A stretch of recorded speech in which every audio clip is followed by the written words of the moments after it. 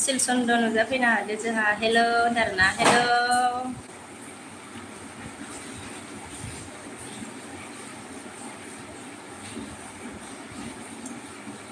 Hello friends बोला hello friends hello कैसे हो।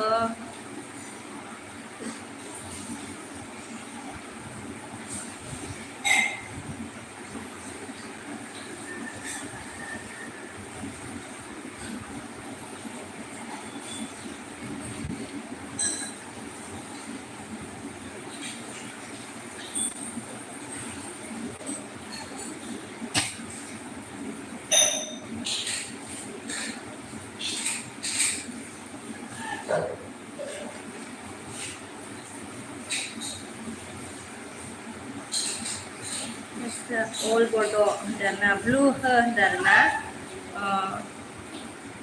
all Bodo selda ke all Bodo apa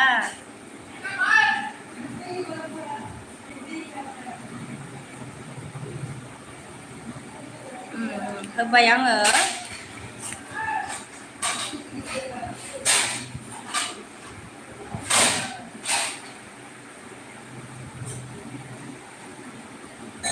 अबेनि मादै होनदों आरोना मा होनो आङो बङाइगावनि फिसाजोना फिसाला जाखो ओमफ्राय जोंहा बिमल हेलौ बाजै हाम जोब हाम बाजै हेलौ वापस हम जब आया बोला बिमल।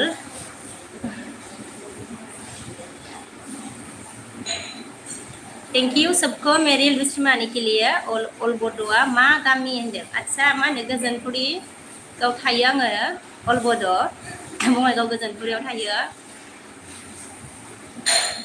ओमफ्राय जोंहा बिमला मा होनदों आप क'क्राझार से हो ना अला अच्छा जी मैं क'क्राझार से नहीं हूँ बङाइगाव से हूँ।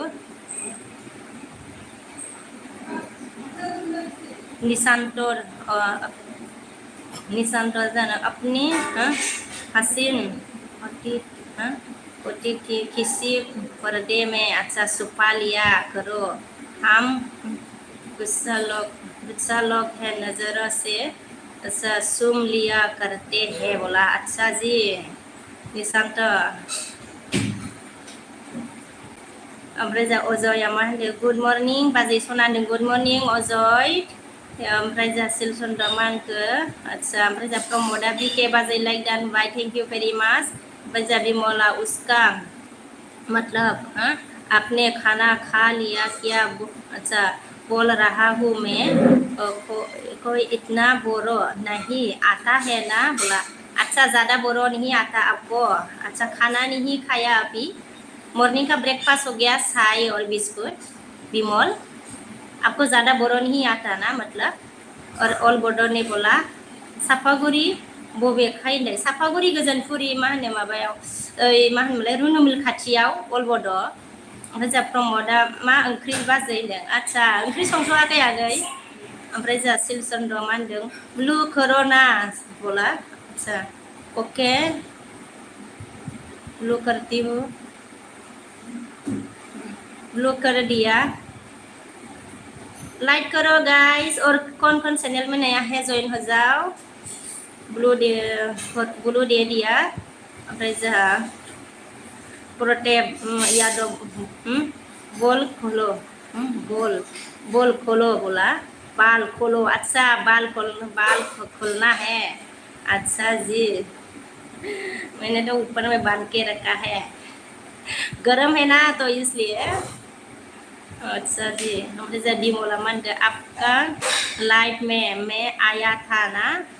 बिमल अच्छा मेरे लाइफ में आया है ना मुझे याद नहीं है लेकिन आया होगा आप बिमल। ओमफ्राय जोंहा सरला नुजाफैनो हादों थेंक इउ मा खबर आब' फुंनि ओंखाम जाबायना होनदों ना खबरा मोजां आंनिया आगै ओमफ्राय फुंनि ओंखाम जायाखै आरोना आगै साहा बिस्कुटसो जादों। ओमफ्राय जोंहा सिलचन्द्र मा होनखो हेल' फ्रेंड्स बोला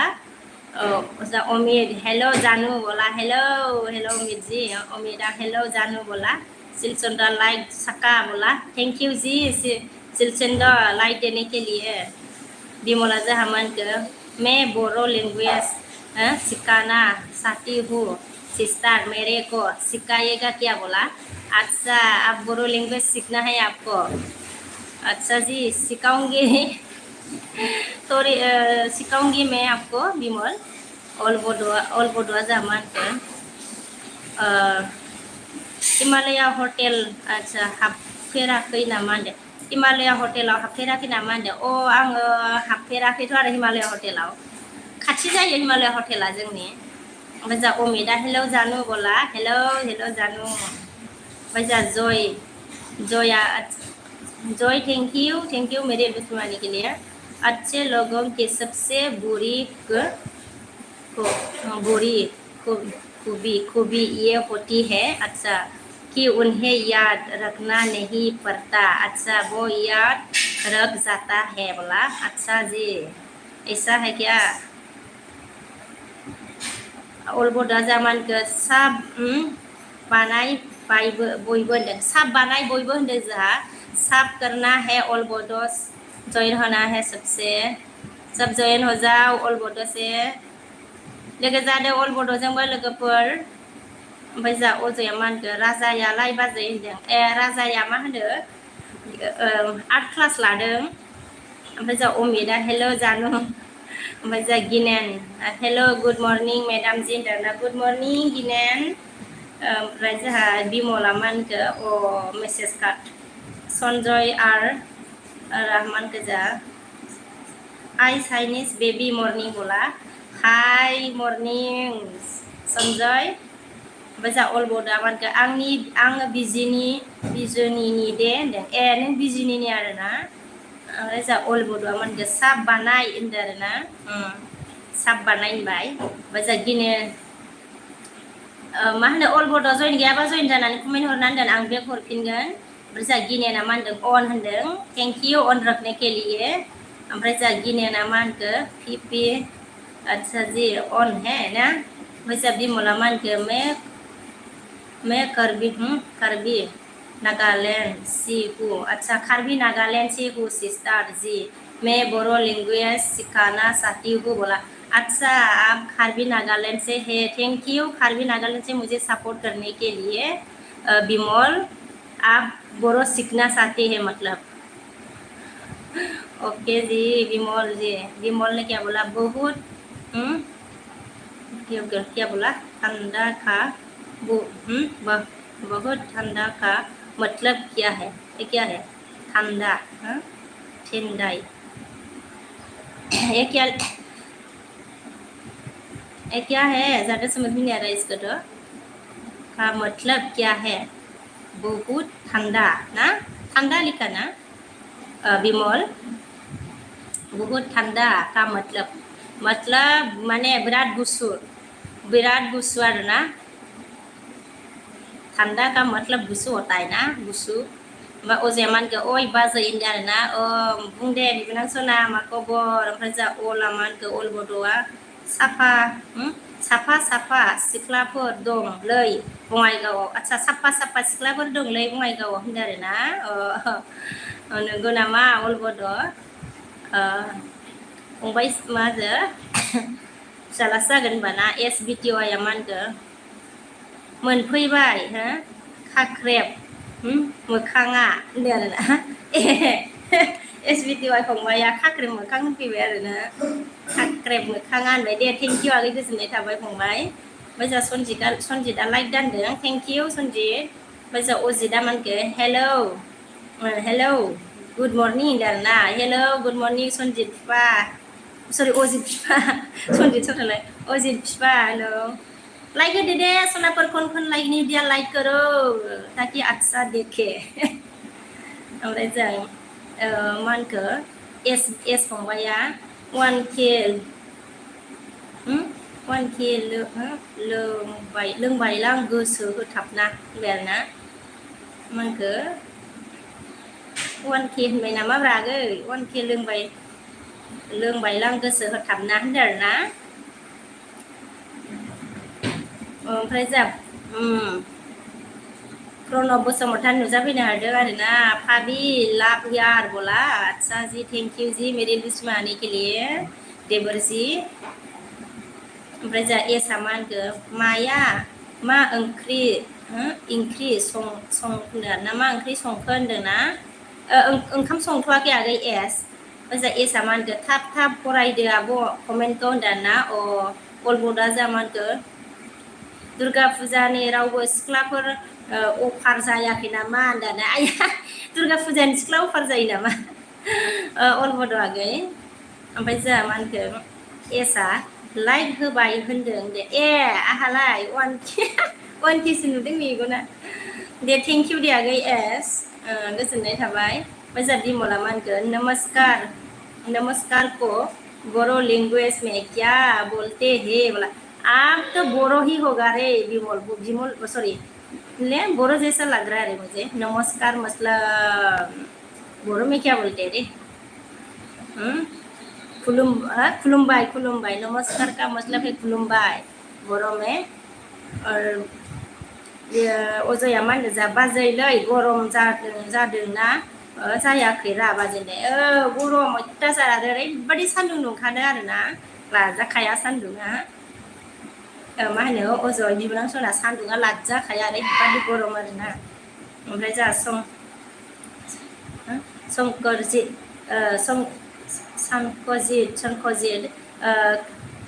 किस दे दो सोना बोला अच्छा जी किस दे दो बोला ओमफ्राय जोंहा अशोकआ मा होनदों अरे भाभी जी क्या हो रहा है बहुत क्यूट लग रही हो बोला अच्छा क्यूट लग रही है अशोक जी थैंक यू जी आप कहाँ से हो अशोक जी अल बड'आ जोंहा मा होनखो गासिबो जिनिसफोरा अफार मोनलाबायो सिख्लाफोरखौ बा अफार मोनगौना आच्छा मोनगोन ना मोना दुर्गा फुजायाव होनदों ए दुर्गा फुजायाव आरोना गासिबो माने गाननाय जोमनायखौ अफार मोनबा सिख्लाफोरखौबो अफाराव नांगौ नामाब्रा अलबद'आ सिख्लाफोरखौ अफाराव नांगौ आरोना आच्छा बिदिसो जाहैबाय होनबा नोंनिया ओमफ्राय दा अजितआ मा होनखो आइफन हाउ डिसि गरम इयर नोंला ओइ मा होनो अजित नै जालायबाय आंना जालायबाय नों फखनाव लाइदान आच्छा थेंक इउ लाइक होनायनि थाखाय अजय बिफा गोजोननाय थाबाय ससेयाथ' मामोन ओमफ्राय जोंहा संकजितआ जोंहा मा होनदों मेसेज खालामबाय आरोना मानो क्यों काट दिया संकजित ओमफ्राय जोंहा एसआ मा होनदों अल बड' गिरिखौ मैया आच्छा अल बड' गिरिखौ मैया जादोंमोन माथो जादोंमोन माथो होनदों आरोना सानै होनदों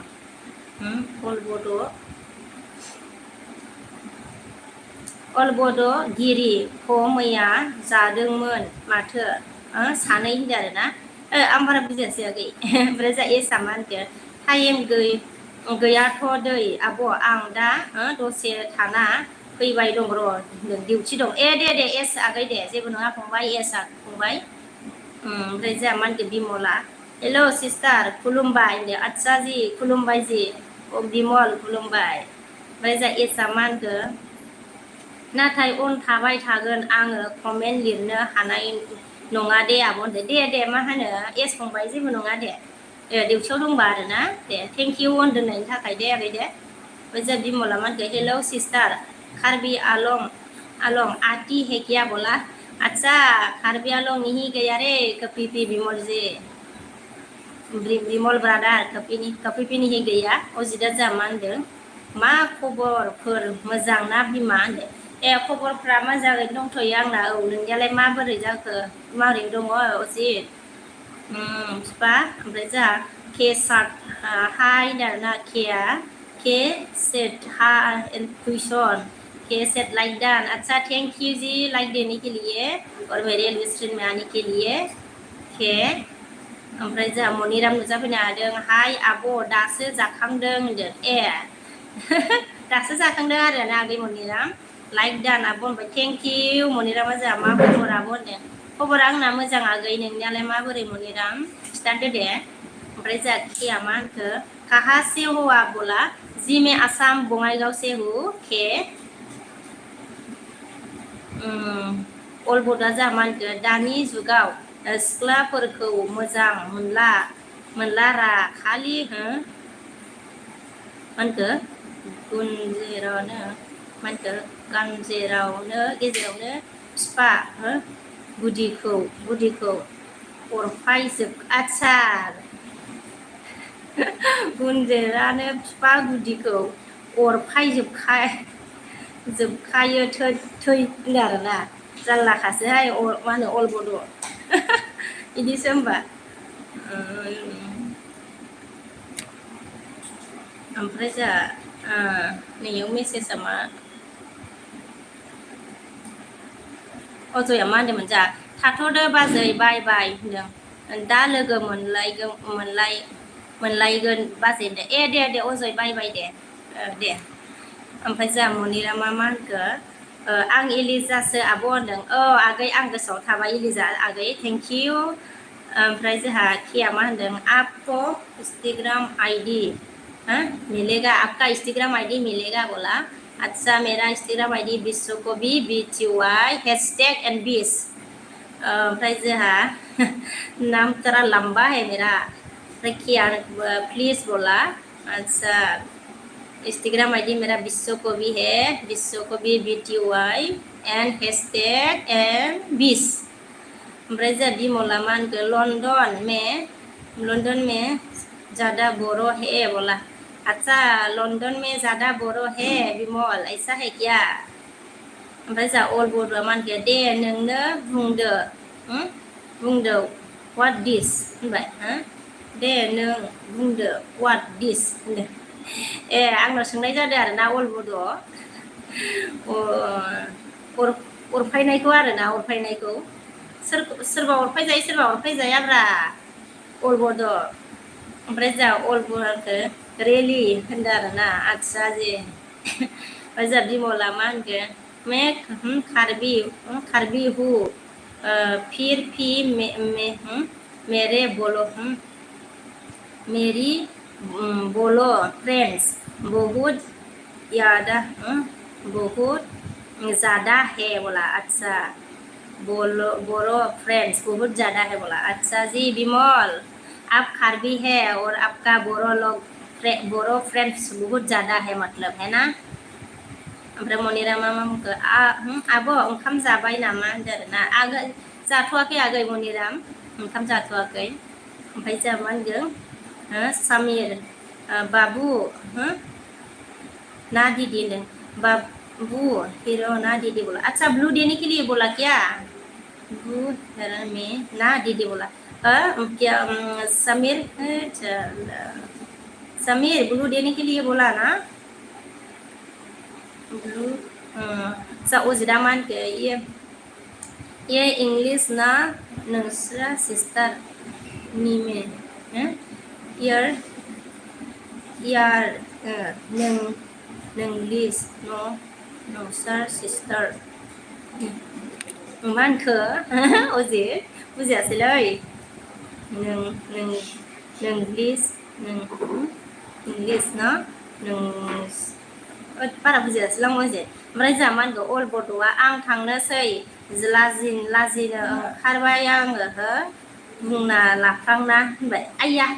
माखौ लाजिखोब्रा अलबद'आ दे जेबो नङा दे माखौ लाजिनांगौ जाखो थांनोसै होनबा नोङो थांनोसै ओमफ्राय जोंहा मनिरा मा होनदों फरानजित फैयाखैना दिनै होनदों आरो ना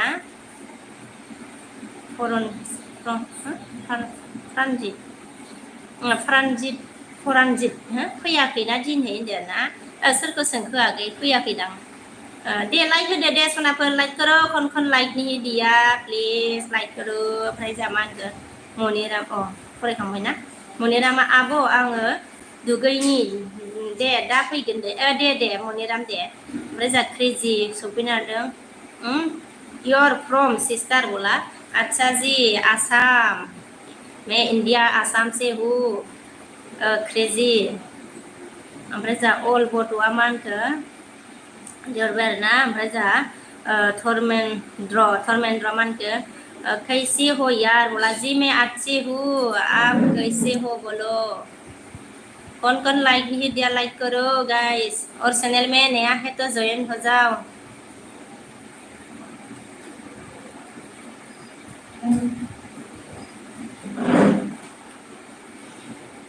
दे सना पर सोर सोर लाइक होआखै लाइक होदो दे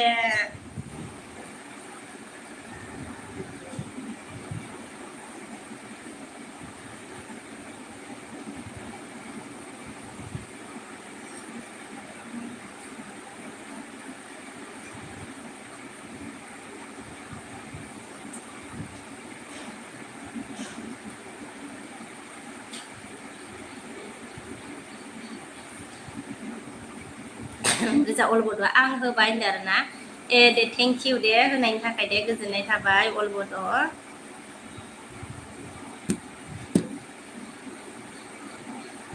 ओमफ्राय जोंहा मा होनदों साबबो बानायबाय होनदों थेंक इउ गोजोननाय थाबाय दे आं नोंनो दा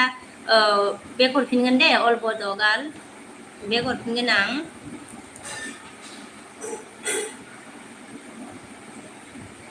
ओमफ्राय जोंहा अजितआ मा होनखो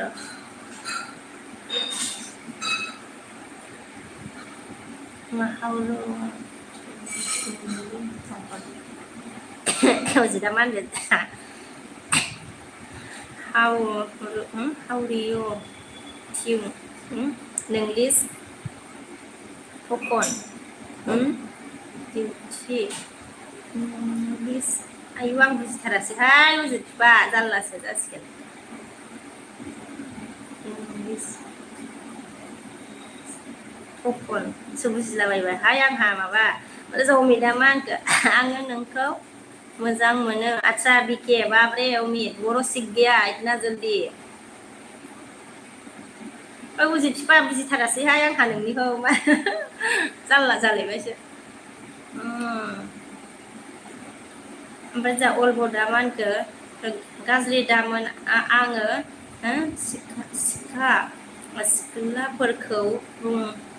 बुंफ्लांबायलै होनदों आरोना बुंफ्लांबायसो होनबा नोङो गाज्रि दामोन आरोना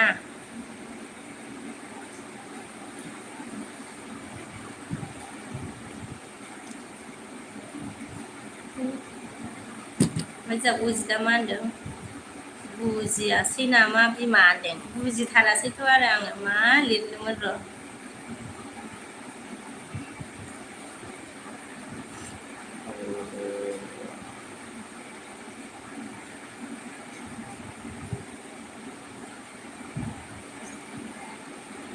इंग्लिश टकिं ना मा होनखोब्रा इंग्लिश ना मा जाखो बेलाय इंग्लिश टकिं दे सोर सोर दङ कमेन्ट खालामदो सोर कौन कौन है कमेंट करो लाइक करो सब करो शेयर करो सब करो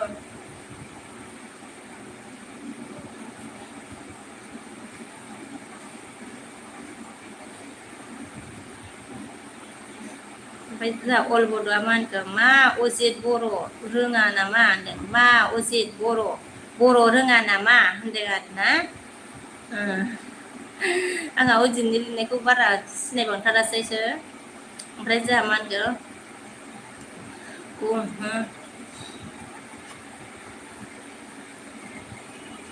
आया बेयावलाय मा जाखाङासैलै नै जालायबाय मबाइला गैया गावलें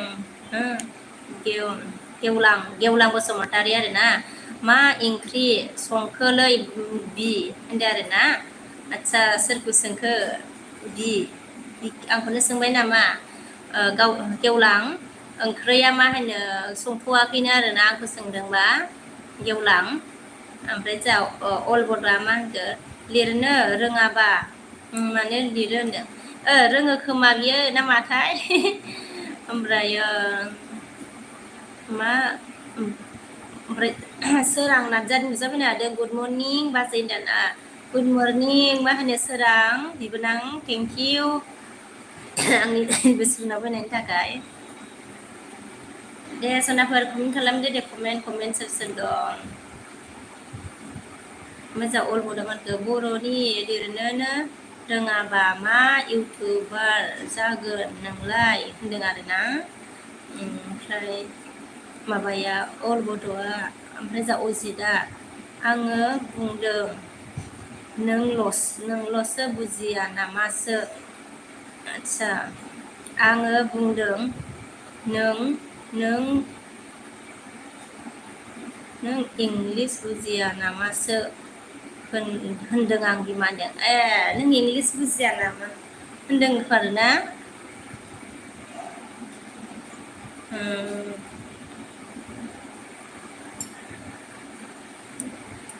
नों इंलिस बुजिया नामा होनदों नामा ना अजित जाबाय दा आंनि बुंनाया अजित?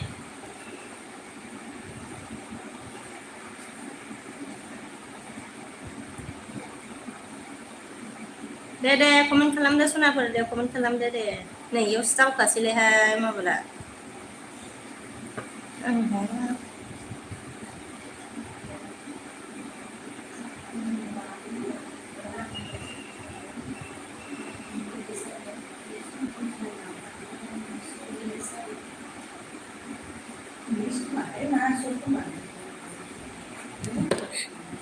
दे सनाफोर कमेन्ट खालामदो, कमेन्ट र' नों इंलिस बुजिया नामासो होनदों आं बिमानो।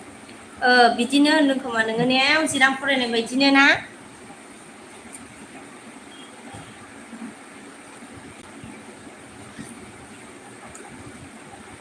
अच्छा कहाँ से कैसे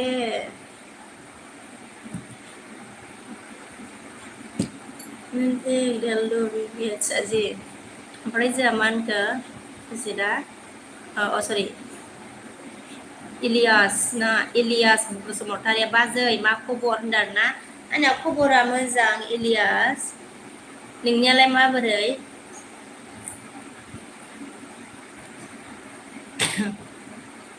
खिथाहरदो दे, थेंकिउ गोजोननाय थाबाय दे आं बेलबुसनाव फैनायनि थाखाय।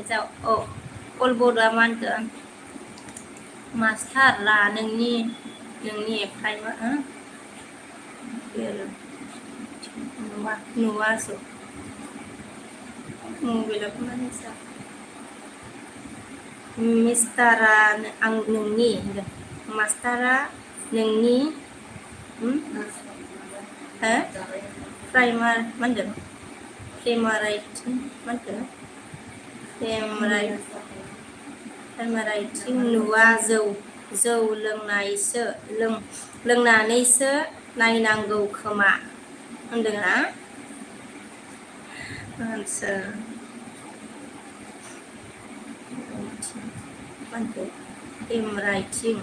हेन्डराइटिं जाखो नुमा जौ लोंनानैसो नायनांगौ खोमा होनबाय आरोना। ओमफ्राय जोंहा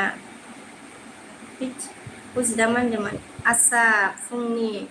नास्ता खालामखांबाय नामा बिमा होनदों। फुङाव मा होनो साहा लोंबाय, साहा बिस्कुट अजित। ओमफ्राय मा होनदों जा इलियासआ जा मा होनदों मोजां आब' आंनाबो होनदों। आगै मोजां आरोना, दे मोजांसो जानांगौ आरोना।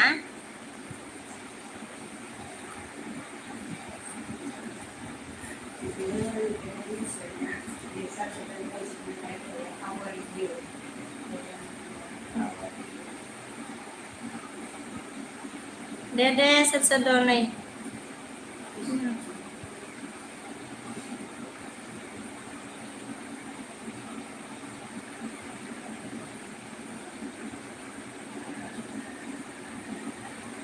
हेलौ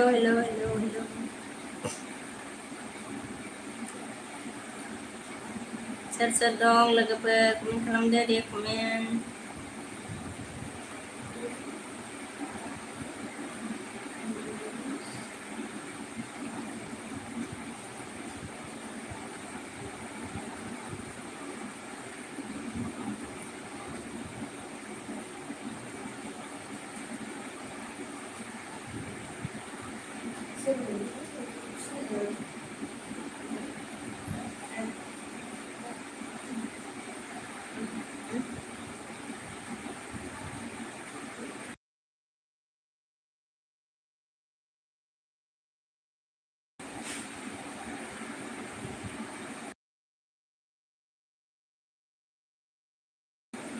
ओमफ्राय जा अल माबा मानखौ अल बद'आ मा दे बाजै गुड नाइट होनदों ए गुड नाइट जानोसै होनबा दे मा होनो गुड नाइट दे अल बद' दे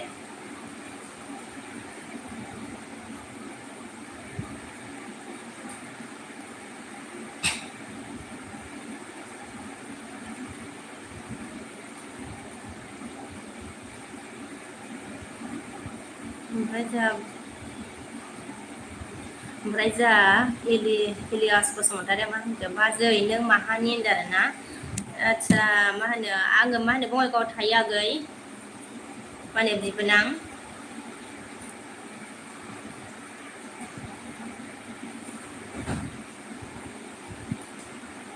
ओमफ्राय जा अल बड'आ मा होनखो ना गुड मर्निं होनदों आरो ना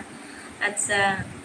आंलाय गुड नाइट होननायखाय मोनानि होनहरखाबाय नामा सानदोंमोन अल बड' ओमफ्राय दायो गुड मर्निं होनबाय नालाय गुड मर्निं आरोना दायो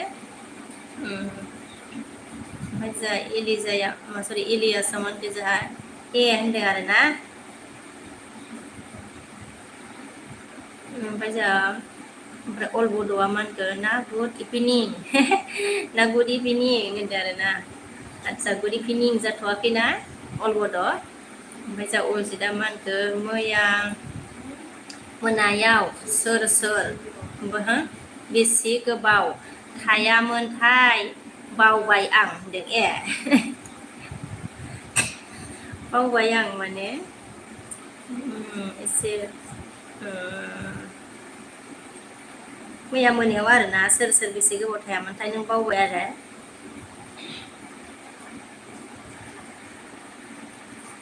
उन्दुलांसनदों खोमा गावहा होमबा अजित बिफा नोङो दंफां सिङावनो उन्दुलांसनदों दां मुस्रि खोंना लामारनाय नामाब्रा नोंलाय दंफां सिङावनो अजित ओमफ्राय जोंहा सुन्दर ना सुन्दरा जा मा होनखो बिग बस बेबि बिग बस बेबि होनदों आरोना थेंक इउ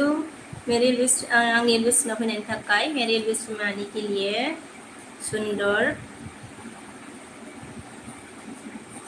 ओमफ्राय जा अल बड'आ अला मा होनखो जोंहा ना गुड आफ्टारनुन होनदों आरो ना आदसा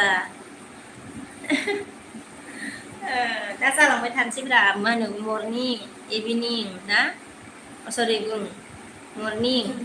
आफ्टारनुन एन्ड इभिनिं जालांसैब्रा दायो ना ओमफ्राय नाइट जालांबाय थानोसै लारि लारि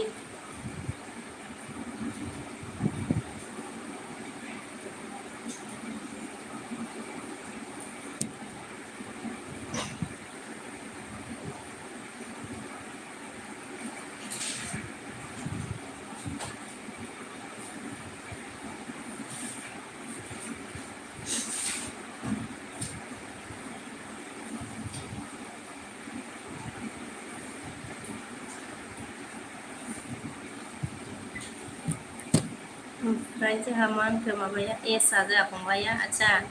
मैया हरावथ' आंबो दंमोन खोमालै होनदों दंमोनथ' आरो मैया हरावथ' दंमोनथ' आरोना नोंबो दंमोन आगै एस बिटि वाइ दंमोन नोंबो जा अला मा होनदों मिनि होदोंमोन लां नोंखौ नानि होनदों हे मिनि होदोंमोनलां होनदों मिनि होदोंमोनलां होनबाय आरो जोंहा अल बड'आ ओमफ्राय जोंहा प्रदिप नुजाफैनो हादों आरो ना हेलौ दे हेलौ प्रदिप हेलौ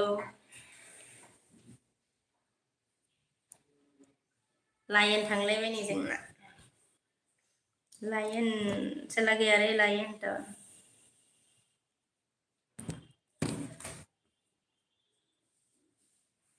ओमफ्राय जा प्रदिपा मंगौ वेर आर यू फ्रम बोला अच्छा फ्रॉम आसाम है मैं इंडिया आसाम का है ओमफ्राय जा अल बड'आ मा होनखो मिनियाबो दे मिनिनांगौ होमबा अल बड' मिनिनांगौ गावहा होनदो आरोना मिनियो आङो मिनिथावथावबाथाय लाखिनो हायाखै आरोना जा मिनिखायो आङो अल बड' मिनिबाथाय मिनिबाय जा मिनिखायो आरोना ओमफ्राय जा मा होनखो प्रदीप ने क्या बोला यू आर मैरिड बोला हाँ जी मैं मतलब मैरिड हूँ ओमफ्राय जा अल बडा मा होनखो सल' दामदोलै नानि बिमा होनदो ए सल' दामनांसिगौ आरो होमबा ना सल' खोनासंनो नामाब्रा होमबा दामनो नामा आङो अल बड' दामनांगौ नामाब्रा ओमफ्राय जा अजिदा मा होनगोन आंथ' दुइटासिम थादों आदसा ब्रा बिमा सनाना आयु दुइटासिम थादों आंहा माबायावनो उन्दुदोंलै 12था जाहां जाबायमोन खोमालै मानसिफोरनि एलबि एसे एसे थाङै थाङै उन्दुनायाथ' आङो 11:30 उन्दुदों ओमफ्राय मानसिफोरनि एलबियाव एसे एसे थांनानै 12था जालायदोंलै आंनाबो आरो ना दुइटासिम मा खालामबाय थायाब्रा नोंलाय अजित बिफा ना एलबिसो होदोंमोन नामा नोंबो ओमफ्राय जा अमितआ रिसार्च कर लिया अच्छा खुद कर लिया क्या उम्मीद मैं तो डाल नहीं सकता मैं तो एलबी दे रही हूँ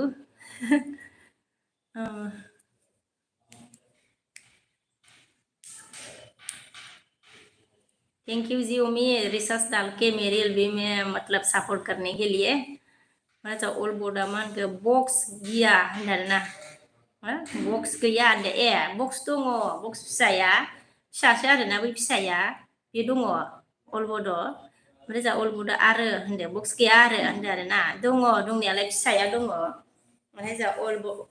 बड'आ मा होनदो दिनहै सानडेखा होनदो आरोना बरिंलै होनदों नोंखागौ मा होनो सानडेबाथाय बिराद बरिं जायो दखान सखान सोब बन्द जाखायो आरोना बङाइगावआबो बन्द'आनो बांसिनानो ओमफ्राय जोंहा मा एसआ मा होनदों फंबाया दे होमबालाय होनदों गानखौनो दामना होदो होनदों नोंबो गान खोनासंनोसै होनबा एस फंबाय आदसा ओमफ्राय जोंहा दिराज गुप्ता आरोना दिराज गुप्ता नुजाफैनो हादों आरोना हाय होनदों आरोना हाय थेंक इउ जी मेरे लुसमानी के लिए ओमफ्राय जा भिडिअ क्लास ना क्लाब भिडिअ क्लाब हाय सिस्टार होनदों आरोना हाय ब्रादार भिडिअ क्लाब मेरे लुसमानी के लिए थेंक इउ ओमफ्राय जा अजिदा मा होनखो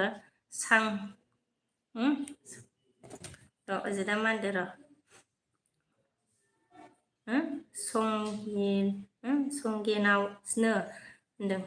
आदसा सांगिनावनो दुइथासो जादों बिमा होनदों एदसा सांगिनाव आरो ना दुइथा जादों बिमा होनदों आयु दुइथासिम होदों होनबा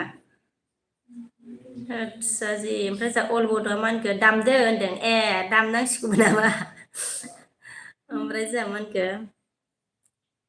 ओमफ्राय जा अल बड' आदसा दामदो होनदों अमितआ मा होनखो फुंनि ओंखाम जाबाय दे होनदों आंखौ सोंदों नामा ना नों जाबायब्रा अमित आं जायाखै नों जाबाय नामा अमित आं फुंनि ओंखाम जायाखै साहा लोंबाय आं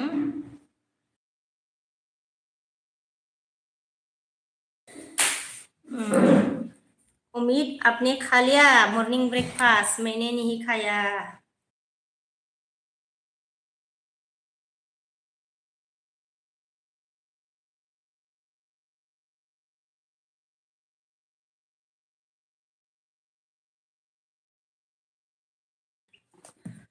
ओमफ्राय जोंहा कोना गए अरे कैसा नाम है रे एक्स एन गिल ना किप ओ जी क्यूट बोला हेलो जी कीप ओ जी क्यूट क्यूट तो नहीं होता ये थैंक यू अच्छा समझ में नहीं आ रहा रे एक ज़्यादा समझ में नहीं आ रहा लेकिन थैंक यू जे मेरी विश में आने के लिए हाय जी कीप ओ जी लिखा ना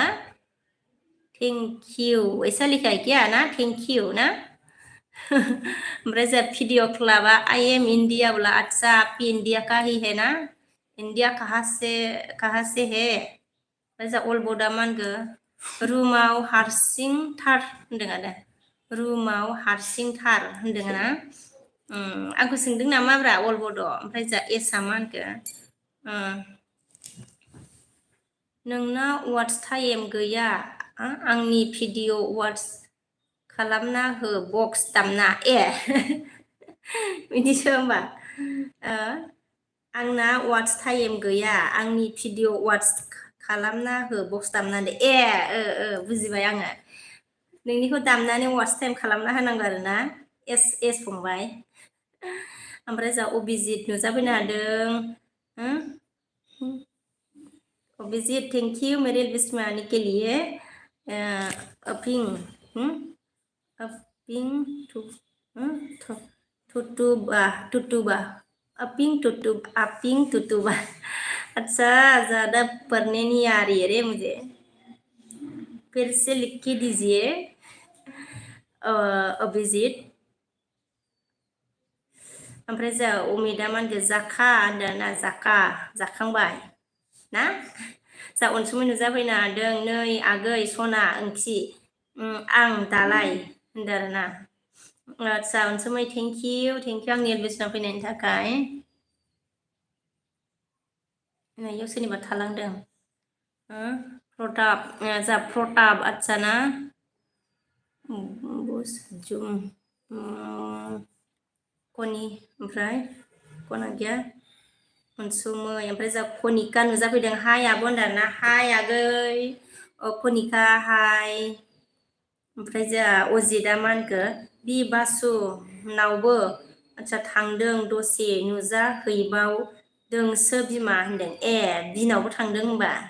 इसोरो मोनासिम होदों नामा मोनानि 2टासिम होदों नामा बिसोरो ओमफ्राय जा बड' लेंगुवेज फैदों आरो ना हेलो बाजै निउ साब्स दानदों थेंक इउ मा होनो बड' लेंगुवेज गोजोननाय थाबाय दै आंनि एलबिसनाव फैनायनि थाखाय साब खालामनायनि थाखाय थेंक इउ भेरि माच ओमफ्राय जा लाइक होआखैबा लाइक होदो दे सनाफोर खन लाइक नहीं दिया लाइक करो सनाफोर लाइक होदो दे ओमफ्राय जा बि बर' नुजाफैनो हादों हाय आब' होनदों ना हाय आगै सना ओमफ्राय जा बिया मा होनखो गुड मर्निं होनदों गुड मर्निं आगै ओमफ्राय मा खबर आब' होनदों खबरा मोजां आगै नोंनिया माबोरै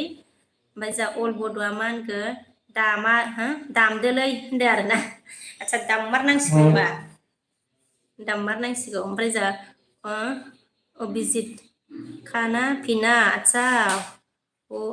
खाना पिना ना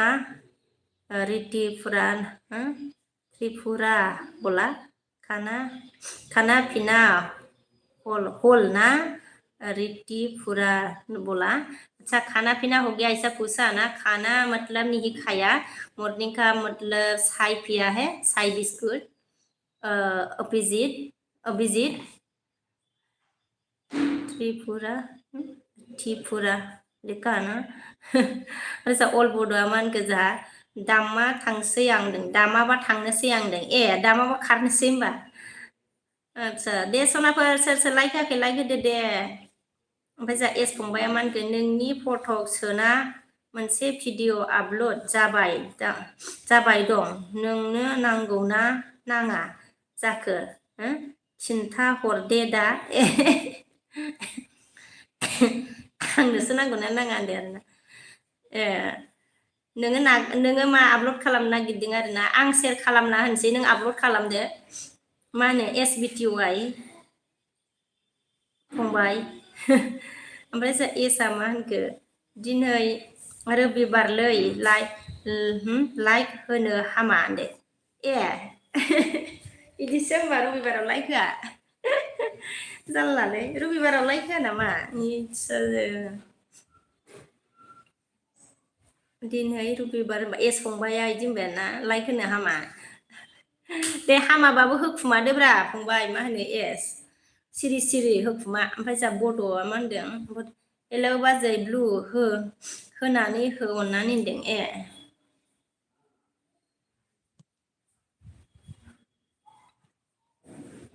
होबाय दे आङो मा होनो Bodo ओमफ्राय जा अजितआ मा होनखो मैया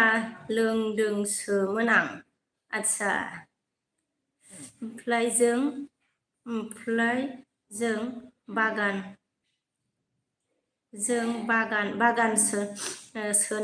सोनाव थांनानै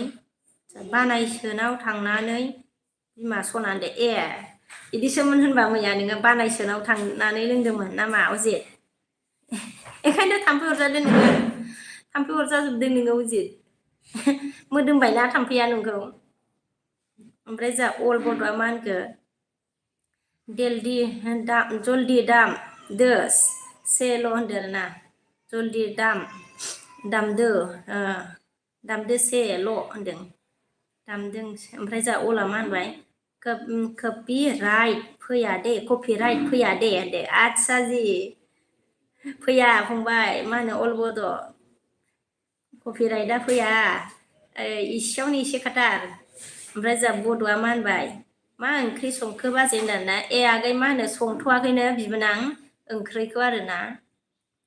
ओमफ्राय जोंहा मा बिजिदा मा होनखो आङो नोंखौ मोजां मोनो आब' होनदों आं नोंखौ मोजां मोनो आब' ऐसा लिखाई क्या माना आब' मोनो आब' मोना अच्छा मैं आपको प्यार करता है या नहीं करता है बोरो में लिखा है क्या बोरो लैंग्वेज से मतलब बोरो से थोड़ा सेम हो रहा है आप त्रिपुरा से है क्या अभिजीत त्रिपुरा से है ना आप भी इसलिए तो लैंग्वेज थोड़ा सेम हो रहा है ओमफ्राय जा मनिरा मा होनखो मनिरा मा गैया थु होनदों आरोना लाइक होदो दे सनाफोर सोर लाइक होआखै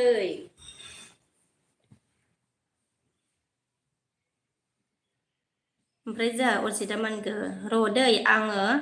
एप्लाइ ओंखाम जाग्रोनो दे सना होनदों ओंखाम जानो नोङो अजित दे ओंखाम जाग्रोनो होनदोंना हेल' बसमोन होनदों आरोना बड'आ जोंहा हेल' बसमोन होनदों ओमफ्राय जा अभिजितआ मा होनखो बर' हि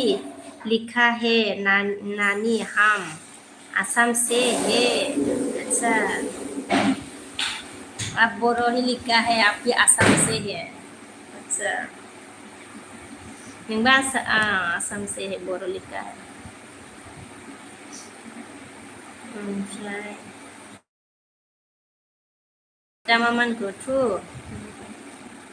क्या लिखा मनिराम ने सापर्ट इ होनदों आरोना सापर्ट इ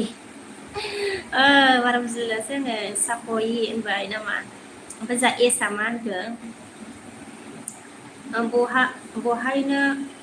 नोंखाबाय दिनै होनदों आदसा दहायनो होनखाबाय दिनै रबिबार लाइक होनो हामा होनना आइया रबिबारबाबो आङो सिरि हुखुमा होनखाबायना सिरि एक सप्तायाव रबिबाराव बाद आरोना सप्तासेयाव रबिबाराव लाइकआ सानसे बाद होनबा जारला दे ओमफ्राय जा बड'आ मा होनदों लाइक दान बाजै होनदों दे थेंक इउ दे गोजोननाय थाबाय बड' ओमफ्राय जा अभिजितआ मा होनदों जोंहा त्रिपुरा बिले लिखा नासिलु मय आচ্ছা लिखा नासिलु मय राइट त्रिपुरा लिखिसिलु होनदों आरोना अच्छा त्रिपुरा से मतलब त्रिपुरा का नहीं लिखा था ना थोड़ा अलग अलग लग रहा है रे ओमफ्राय जा अभिजितना मगो मय बर' दिखि से आपुन एलबी फाइ बोली फाल फाइ बोली अच्छा মই बर' মই Boro dikise आपको फाल फाइ बोली आच्छा फाल फाइ बोली बुझी पाइ मा होनो समझ बुझी पाइसे मतलब समझ में आ रही है फाल फाइ बोली Boro लिखिसे आं नोंखौ मोजां मोनो लिखिसे ना Abhijit thank you ji thank you Abhijit ओमफ्राय जोंहा मा होनखो Apika Raba मा खबर आब' होनदों ना खबरा आंना मोजां आपिका थेंक इउ आं एलबि सिजोनाव फैनायनि थाखाय गोजोननाय थाबाय नोंनियालाय माबोरै आपिका खबरा खोन्थादो दे जोंहा ओमफ्राय जोंहा बड'आ मा होनगोन अभिजित होनदों ना बड'आ अभिजित थुम मय तुमाक मय थाम मय जाखा नों होनदों आरोना तुमाक मय जाखा नों लिखा बड' ने ओमफ्राय अजिदा जोंहा मा होनखो नङालै ओंखाम जानो होनाखै जाम बिलाइ इफ्लि जानोसै बुंदां बेखौनोथ' बुजियाखैलै आं मा बेखौनोथ' बुजियाखैमोनलै आंहा ओंखामसो सानदों अजित बेखौनो ओंखामसो सानदों आंहा आपेल आच्छा जि आपेल नामा अजित आपेल जानोसो बुंदांनो ओइ आपेल ना अजित नंगौ दा आपेल जानोसो होनदोंना ओमफ्राय जा एसआ मा होनदों आपेल खाबे आपेल जानो होनदों आरोना ओमफ्राय जा एसआ मा होनखो आपल'ड जाबाय भिडिअ'आ शेयार खालामना होदों आं दा खालामना होगोन र' अजित दे खालामनानै होगोन आं ओमफ्राय जोंहा एलबि दोननानै दे अजितलायनो सरि एस फंबाय एस बिटि वाइ फंबाय दा खालामना होगोन आं ओमफ्राय जोंहा बिटोना मा होनखो आब' नों माहानि आरो मा मायो ड्रिस्ट्रिक्ट मा ड्रिस्ट्रिक्ट गोलैयो होनदों आरोना आच्छा मा होनो बिटोन थेंक इउ आंनि दसनाव फैनायनि थाखाय गोजोननाय थाबाय आगै सना ओमफ्राय नों माहानि होनदों आङो मा होनो ड्रिस्ट्रिक्टआ चिरां ओमफ्राय चिरां बङाइगाव आसाम बिटोन आगै ओमफ्राय जोंहा मा होनखो अनसुमैया ब्लु हरलाय सना दे अनसुमै नोंनिया ब्लुआनो दंखायो नै ओमफ्राय जोंहा एक्सट्रा अफिसियेल नुजाफैनो हादों मानसि किउद्रा आब' मा एसे किउद्रा आब' होनदों ना एलबि होयो होनबाय मा एसे किउद्रा आब' एलबि होयो होनदोंना आच्छा थेंक इउ आंनि एलबिसनाव फैनायनि थाखाय एक्सट्रा अफिसियेल थेंक इउ ओमफ्राय जोंहा सोर गोदानमोन लाइक होदो दे ओमफ्राय चेनेलाव गोदानबा जयेन जानानै होदो सनाफोर ओमफ्राय जोंहा अजिदा मा होनखो अनसुमै सना मा खबर ब्रा होनदों आरोना अनसुमै मा खबर होनदों अजिदा ओमफ्राय जोंहा राकेश नुजाफैदों हेलो हाय कैसे हो भाभी जी बोला राकेश थैंक यू मेरे लिस्ट में आने के लिए हेलो हाय मैं अच्छी हूँ आप कैसे हो बोलो राकेश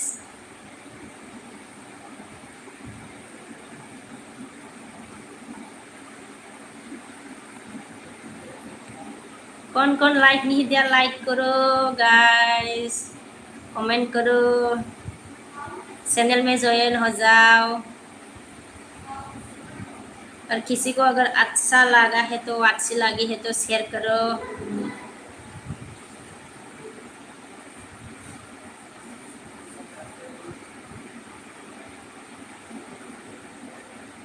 ओमफ्राय जा और मेरी भिडिअ को देखो कौन है लोगोफोरा आंनि भिडिअखौबो नायनानै होदो एसे अननानै ओमफ्राय जोंहा अनसुमैया मा होनखो मोजां सना होनदों आरोना मोजांनो अनसुमैया मोजां होनदों ओमफ्राय जोंहा अजिदा मा होनखो ओमफ्राय आच्छा मा ओंख्रि संगोन बिमा दा होनदों ओंख्रिखौ आंथ' खिथानो हालालै दा जाखांनानैसो खिथानो रोङा आङो अजित मा ओंख्रिथाय थारुनसो लेमनाय नुबाय माथो आंलाय अजित ओंख्रिखौ थारुन लेमगासिनो दं माथो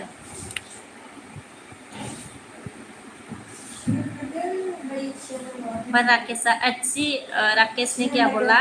अच्छी है भाभी जी बोला अच्छा अच्छी है अच्छी होना चाहिए ना अच्छी होना चाहिए खबर ओमफ्राय जा एक्सट्रा अफिसियेला मा होनखो माय किउट मार्क खै आयु होनदो आरोना आच्छा किउट मार्क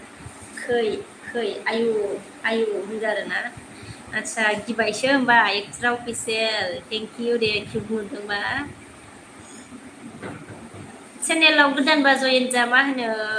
एक्सट्रा अफिसियेल गोदानबा जयेन जा आंजोंबो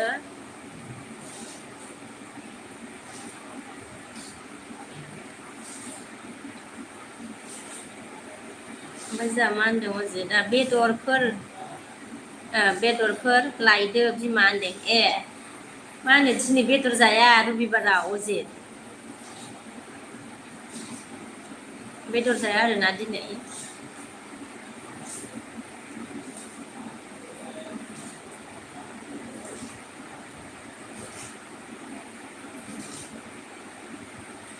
ओमफ्राय जा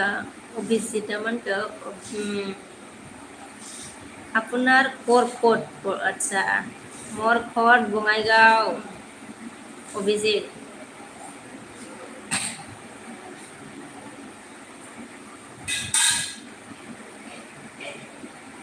ओमफ्राय जा अनसुमाया मा होनदों अभिजित आङो नोंजों लोगो जाबाय दे होनदों अभिजित नोंजों लोगो जाबायनो अनसुमाया जयन हो गया है आपसे अनसुमै ने बोला जयन हो गया है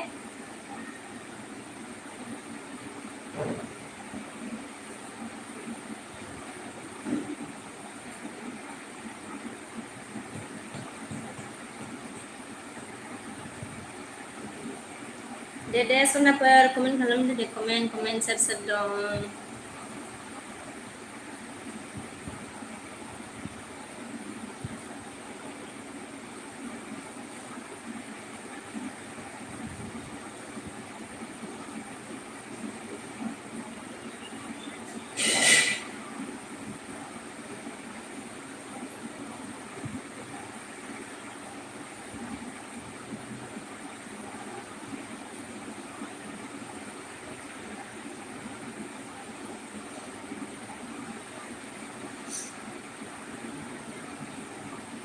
सोर दं दे कमेन्ट खालामदो कमेन्ट लोगोफोर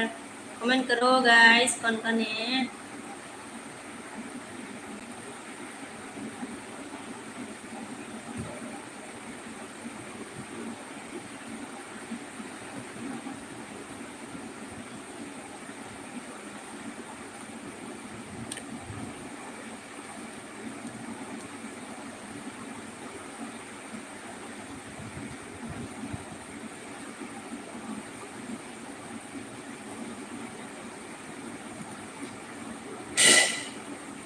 हेलो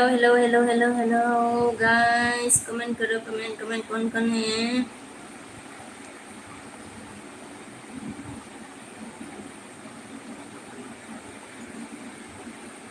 ओमफ्राय जा अजितआ मा होनगोन होनबा दिनै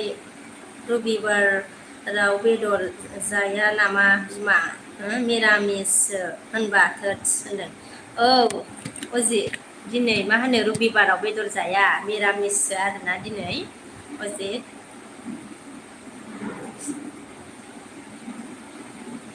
दिनै मिरामिस जानोसै आरोना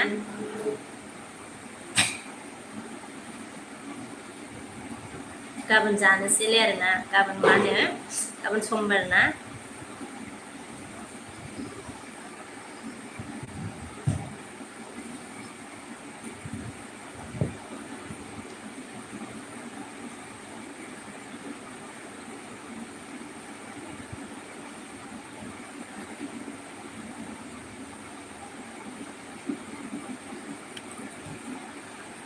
जा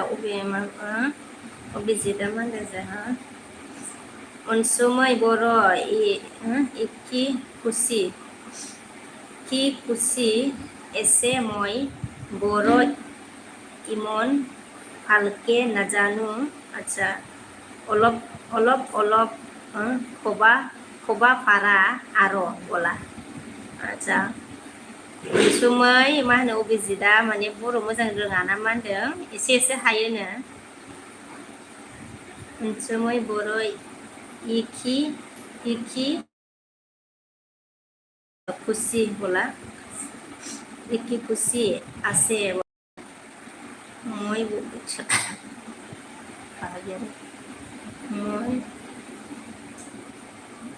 আছে মই बर' ইমান ভালকে নাজানো অলপ খবা फारू आरो बोला डाबल करके दिया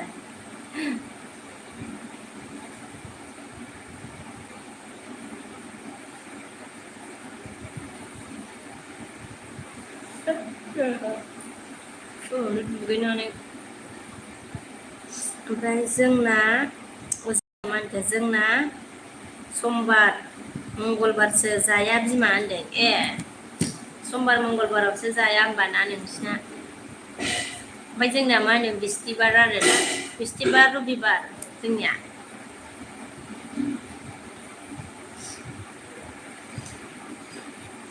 ओमफ्राय जा अभिजितआ मा होनदों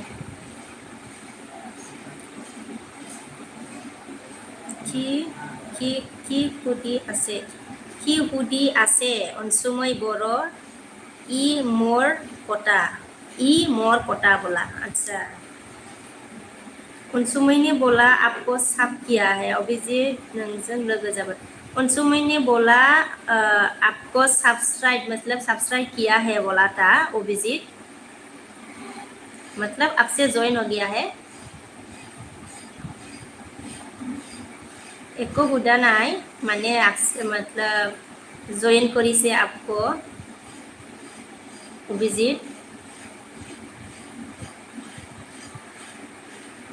ओमफ्राय जोंहा मा होनदों बड'आ दाबो ओंखाम ओंख्रि सङाखै नामा बाजैनो ए सङाखैथ' आरो मा होनो बड' ओमफ्राय जोंहा सिंगेल बय नुजाफैदों हाय आब' होनदोंना हाय आगै हाय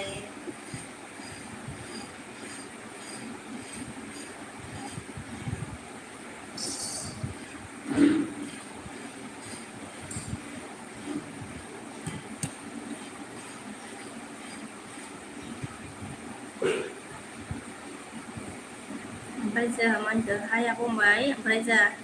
सिंगेल आगै दे कमेन्ट खालामदो दे कमेन्ट होनायसैनो ओमफ्राय जोंहा अबिका ओंखाम जाद' अपिका राबा ओंखाम गाद' ना ओंखाम गाद' मतलब ओंखाम जाद' क्या है ऐसा है क्या अपिका ओमफ्राय जा बड'आ मा होनखो मा ओंख्रि संगोन बायदि बाजैनो ए माबा मा होनोमोनलाय थारुनसो हादों आरोना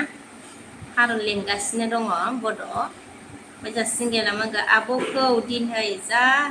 समायदों होनदों ए नंगौ नामा थेंक इउ दे मा होनो सिंगेल ओमफ्राय जोंहा मा होनगोन अजितआ सरि बावदोंसो मंगलबार नङा समबार ओमफ्राय बिस्थिबार जोंसो बिमा होनदों ए समबार ओमफ्राय बिस्थिबार आरोना ओमफ्राय जोंनिया जाहैबाय रबिबार ओमफ्राय बिस्थिबार आरोना अजित ओमफ्राय जोंहा मा होनखो अपिकाया हा होनदों आरोना अपिकाया हा बोला अच्छा ओंखाम जाद' ऐसा बोला था मतलब खाना ओंखाम जायाखै मतलब खाना नहीं खाया अपिका ओमफ्राय जोंहा गौतम नुजाफैनो हादों हाय आब' होनदों आरोना हाय गौतम फंबाय हाय ओमफ्राय जोंहा एसबिआ मा होनदों बबेनि नोंथांना माबोरैबा सफैबाय होनबाय एसबिआ ए बबानि मा होनखो बबानि ओमफ्राय नोंथांना माबोरैबा सफैबाय होनदों माबोरैबासो सफैदों होनबा एसबि ब्लग फानि आरोना बोरैबासो सफैबाय नामा ओमफ्राय जोंहा सिंगेला मा होनखो खबरा बोरै आब' होनदो खबरा आंनिया मोजाङानो आगै ओमफ्राय नोंनियालाय माबोरै सिंगेल आगै मोजां अमितआ आइ लाभ इउ होनदों आरोना अमित जि सेम टु इउ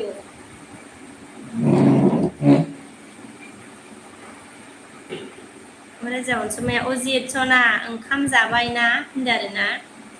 अजित सना ओंखाम जाबाय नामा नो अनसुमाया सोंदों ओमफ्राय जोंहा एसबिआ मा होनखो गामिया बबानि आदसा जि गामिया बबेनि होननानै सोंदों आरोना गामिया मा होनो आं बङाइगावसो थायो माने एसबि ओमफ्राय जोंहा अभिजितआबो मा होनगोन आङो बिदिनो गैयाबोला आं नोंखौ मानोबा जाखाद' होनदों आरोना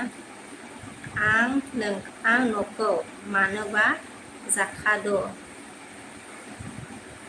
मतलब अभिजित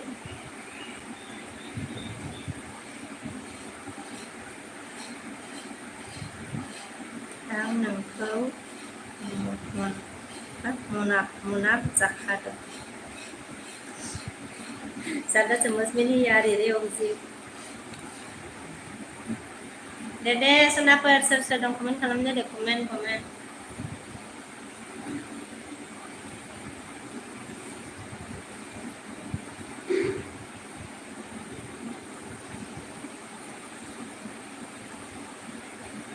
जोंना अजितआ जा मा होनबाय जोंना दानो जाथ'वा अनसुमै सना होनदों आरोना ओमफ्राय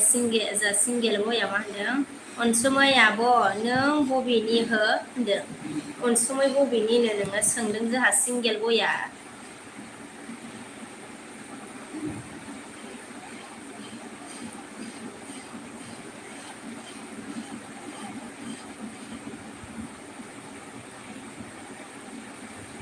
खिथाहरदो दे अनसुमै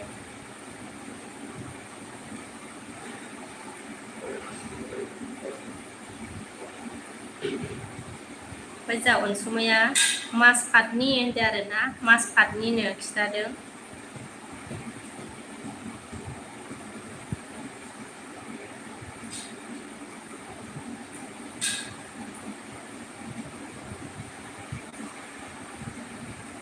दे सनाफोर सोर दं कौन है कमेंट करो कमेंट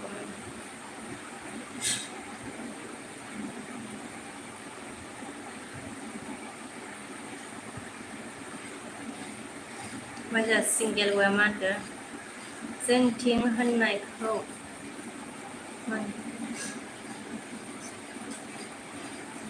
जोंथि होनायखौ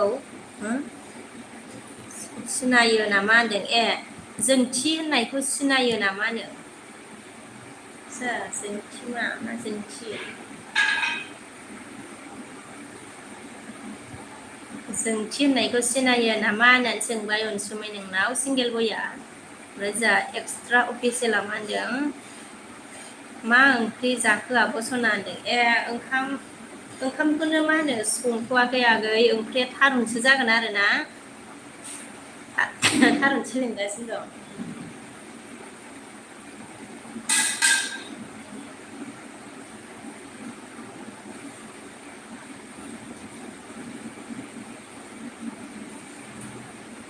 दे कमेन्ट खालामदो सोर दं कमेन्ट खालामदो दे कमेन्ट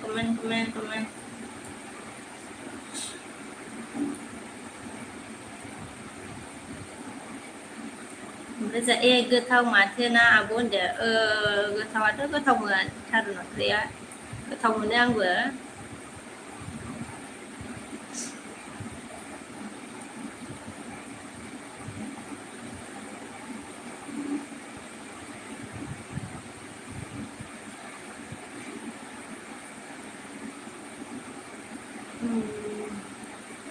ओमफ्राय अजितआ मा होनखो मास फाथसो बुं मास फाथसो बुं होनदों आरोना मास फाथसो बुं होनबाय अजितआ ओमफ्राय जोंहा एक्सट्रा अफिसियेला मा होनखो गुमैयालाय बहा दं आब' होनदो मा होनो नोंगुमैया डिउटियावसो केमावसो थायो आरोना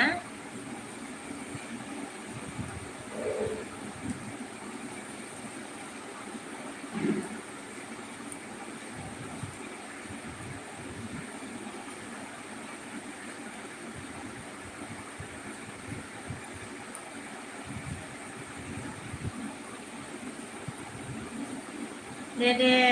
सनाफोर सोर दं कमेन्ट खालामदो दे एसे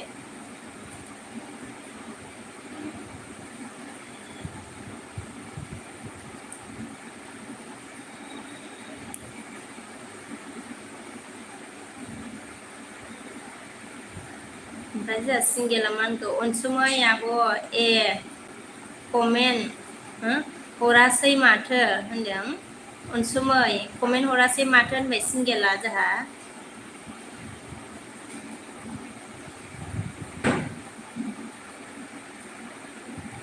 मोजां सिंगेला माबा सरि एक्सट्रा अफिसियेला मा होनगो ए मा साख्रि मावो होनदों आरोना गुमैयालाय आब' आर्मिफोरसो नामा होनदो ए आर्मि नङा जोंना माबा एस एस बि सो आरोना आगै एक्सट्रा अफिसियेल फंबाय एस एस बि सो ओमफ्राय जोंना अजितआ मा होनखो मालाबा फ्राय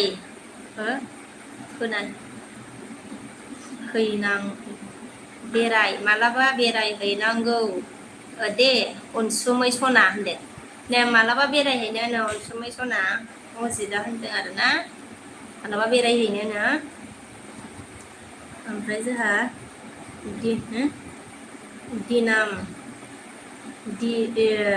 दिनाम मा खबर होनदों आरोना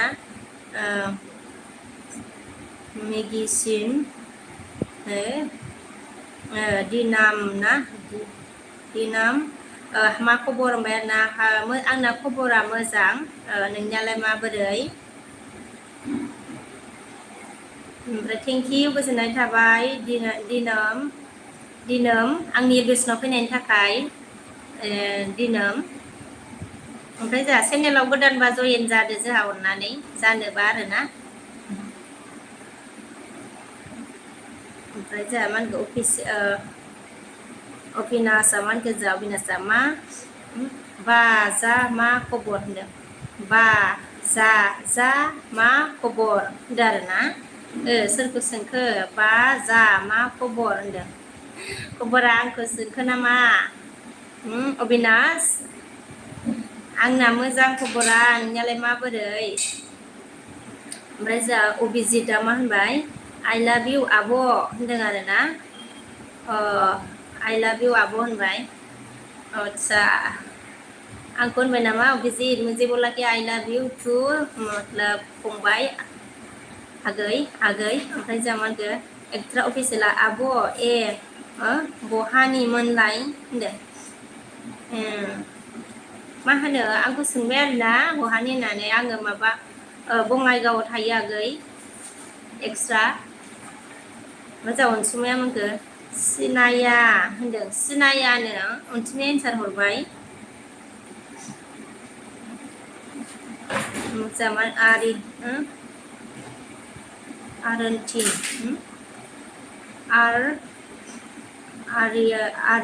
आरियार टीम ना हाय होनदों आरोना हाय कैसे हो मारै दं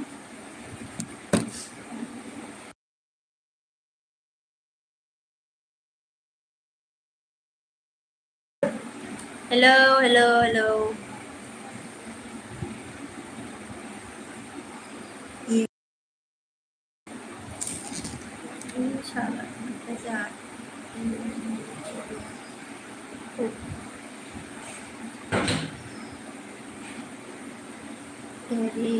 एरियार फरायखांबाय ना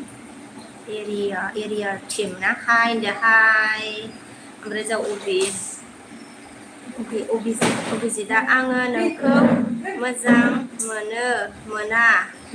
मोजां मोनो बिदि आरोना थेंकिउ अभिजित थेंकिउ भेरि माच ओमफ्राय जा मिन्टुक वान हाय होनदो हाय मिन्टुक वान हाय ओमफ्राय जा अभिनाशआ जा मा होनगो आसाम गुवाहाटि बर' Boro moi gai होनदों आरोना अच्छा moi गय और आसाम गुवाहाटी से है आप हाँ अविनाश आप आसाम गुवाहाटी से है ना अच्छा ओमफ्राय जोंहा मा होनखो ब्रकेना अ आदसा बाजै खावब्लि नुजाफैलायबाय आरो ना दे अ ब्रकेनजि नुजाफैलायबायथ' आरो मोजां एक्सट्रा अफिसिला आब' नोङो नोंस्रा न'आव रावबो गैया नामा फिसाला फिसाजोफोर माथो सिरिथार सानदेआवनो होनदों ए फिसालाया आर्ट क्लास लादोंमोन गबाय नै एबार दावराव जासिगोन बियो फिसाला सासेल' दङ आगै फिसाला सासे दं आरोना ओमफ्रायो अजितआ मा होनखो मेगन नायजा मेगना नायजालालै माथो बिमा होनदों मा जा मैयाना होनदों ए मेगना नायजालालै बिमा माथो बिमा मैयाना होनदों आइ मैयानिया मा जाखो मेगनालाय आंनासो जाखोना नोंनासो जाखोब्रा अजित बिफा मेगनालाय ओमफ्राय जा मा होनखो अनसुमैया दे फै अजित सना होनदों अनसुमैया दे फै होनदों जोंहा ओमफ्राय जोंहा मिन्टु अवाना मा होनखो नाव चेनेल सप होनदों आरोना नाव चेनेल सप ओमफ्राय जोंहा अजितआ मा होनखो थांगोनथ' आं सना दि होनदों आरोना सना दे होनदों आरोना जोंहा अनसुमैया मा होनखो हरदो आगै सना होनदों आरोना हरदो आगै सना होनबाय जा अभिजितआ मा होनखो माने मय बर' लेंगुवेज तो किसु जे আপোনাক बहुत मिस কৰি আছো আচ্ছা আপোনাক बहुत मिस কৰি आसु माने आं नोंखौ जोबोद माने गोसोखांगासिनो दं आरोना बर'मे अभिजित ओमफ्राय जा मा होनखो अबिनाशा हाय कि खबर ओइ बर' जानु मय होनदों आচ্ছা अविनाश কি কৰি আছে যে मा होनो एलबिडि আছে बर' जाने ना আপুনিও बर' जाने माने अबिनाश ओमफ्राय जा एक्सट्रा अफिसियेला होनदो आरोना औ ओमफ्राय जा ब्रकेना आच्ছা ओमफ्राय फुंनि ब्रेकफास्ट जाखांबाय नामा बाजै होनबाय साहा लोंबाय बिस्कुट जाबाय ओमफ्राय मर्निंआवनो लोंखांबावबायसो थान्दा मा होनो ब्रकेन आगै बिबोनां सना ओमफ्राय जोंहा ब्रकेना लाइक दान दे बिमा होनबाय अ थेंक इउ दे ब्रकेन थेंक इउ ओमफ्राय जोंहा सिंगेला नों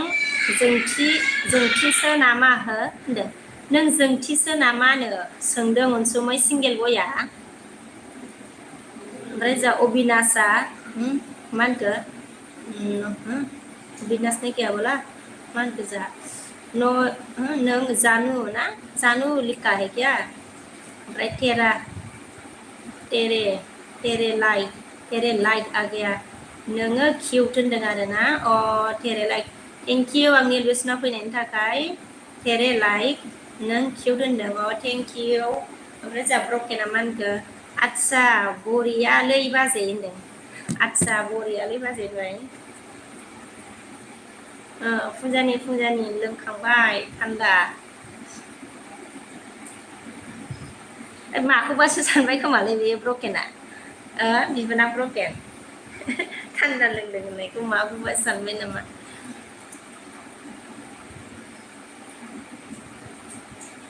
जुससो लोंबायब्रा माजा जुस ओमफ्राय जोंहा सिंगेला मा होनखो रिप्लाइ हराखै नालाय होनदों अ सिनाया होनदोंमोनदांहाय मा होनो सिंगेल बय सिनाया लिरदोंमोनदां बियो दहायो जोंथिमा लिरनायखौ सिनाया होनदोंमोनदां मोजां ब्रकेना हा आङो मिन्थिखादोंलै बाजै होनदों ओइखौसो सानदों नोङो आচ্ছা जारलासो लोङा मा बेखौ लोङानो आगै आं मोनामजानोनो हाया ब्रकेन मोनामनायखौनो थानो हाया आङो माने जोंना न'खराव लोङा आरोना रावबो ब्रकेन अरिजिनेल माबासो मा जासोआखै मा होनो जोङो बेरायहैदोंमोन आरोना एसे काजलगावआव थांना फैखांबावबाय दहायनो ओमफ्राय माजा लांनोसै होननानै माजा लोंबाय आरो ओमफ्राय जा अबिनाशा मा होनखो मय बर' जानु ना बर' जानु लिखिसे ना अरे ओकमिया मतलब लैंग्वेज तो सीन ही ना पाए किंतु क्या लिखा है जानू लिखा है क्या बोरो जानू मतलब बोरो जाने ओमफ्राय जा आङो मिथिखादों होनबाय मय बर' जानो होनबाय जा ओमफ्राय जा बिन्द' बिन्द'आ हाल' दाना हेलौ बिन्द' ओमफ्राय जा अजितआ मा होनखो ओमफ्राय आङो थांबा माबा होगोन माबा होगोन अनसुमै सना होनदोंना माबा जानो होगोन अनसुमै सना होनदों आरोना ओमफ्राय जा बड'आ हाय बाजै दाना हाय बड' ओमफ्राय जा एस फेमिलि ना मा खालामदों आब' होनदों आगै मा होनो नै एसे रायलायदों आरोना जेबो खालामाखै ओमफ्राय जा ब्रकेना मा होनखो बे नामा बे नामा गैयैखौ बुङाखैलै फाग्लि लाय कल्ड्रिंकरा होनदों आरोना बे नामा आरोना बे नामा गैयैखौ बे नाम आदसा बे नाम गैयैखौ बुङाखैलै फाग्लिलाय होनदों आरोना कल्ड्रिंक रा होनदों आदसा कल्ड्रिंकखौनो सानदों होनबा नोङो आसोलखौसो सानदों नों गावहा नाम गैयिखौनो सानमारदोंमोनदां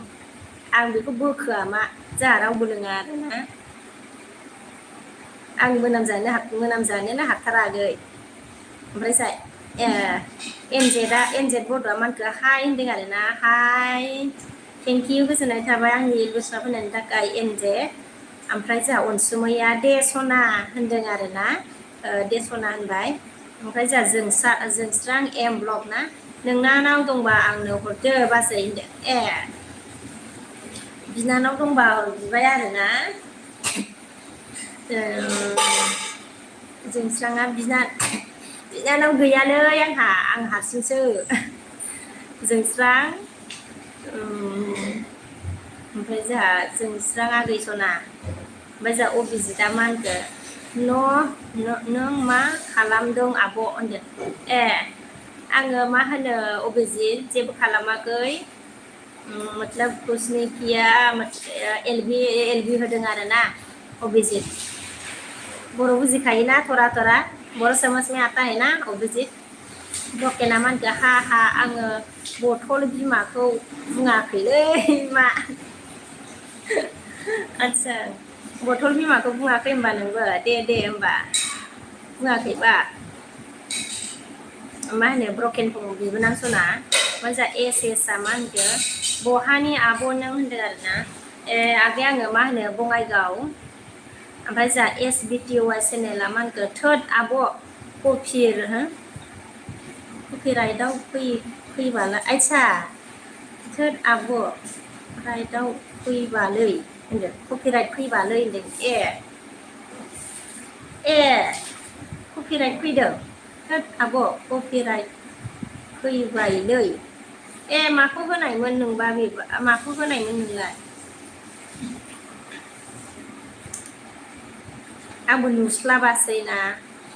र' नैबेयाव साब खालामनाय दंबासो बेयाव नुगोन आङो र' नायनि र' आङो नायग्रोनि र'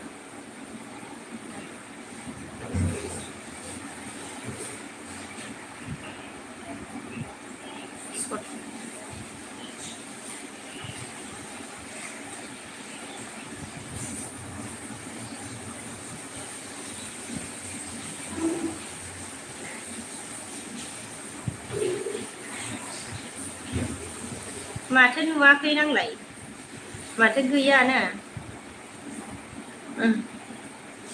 SBTY सरि SBTY मोनना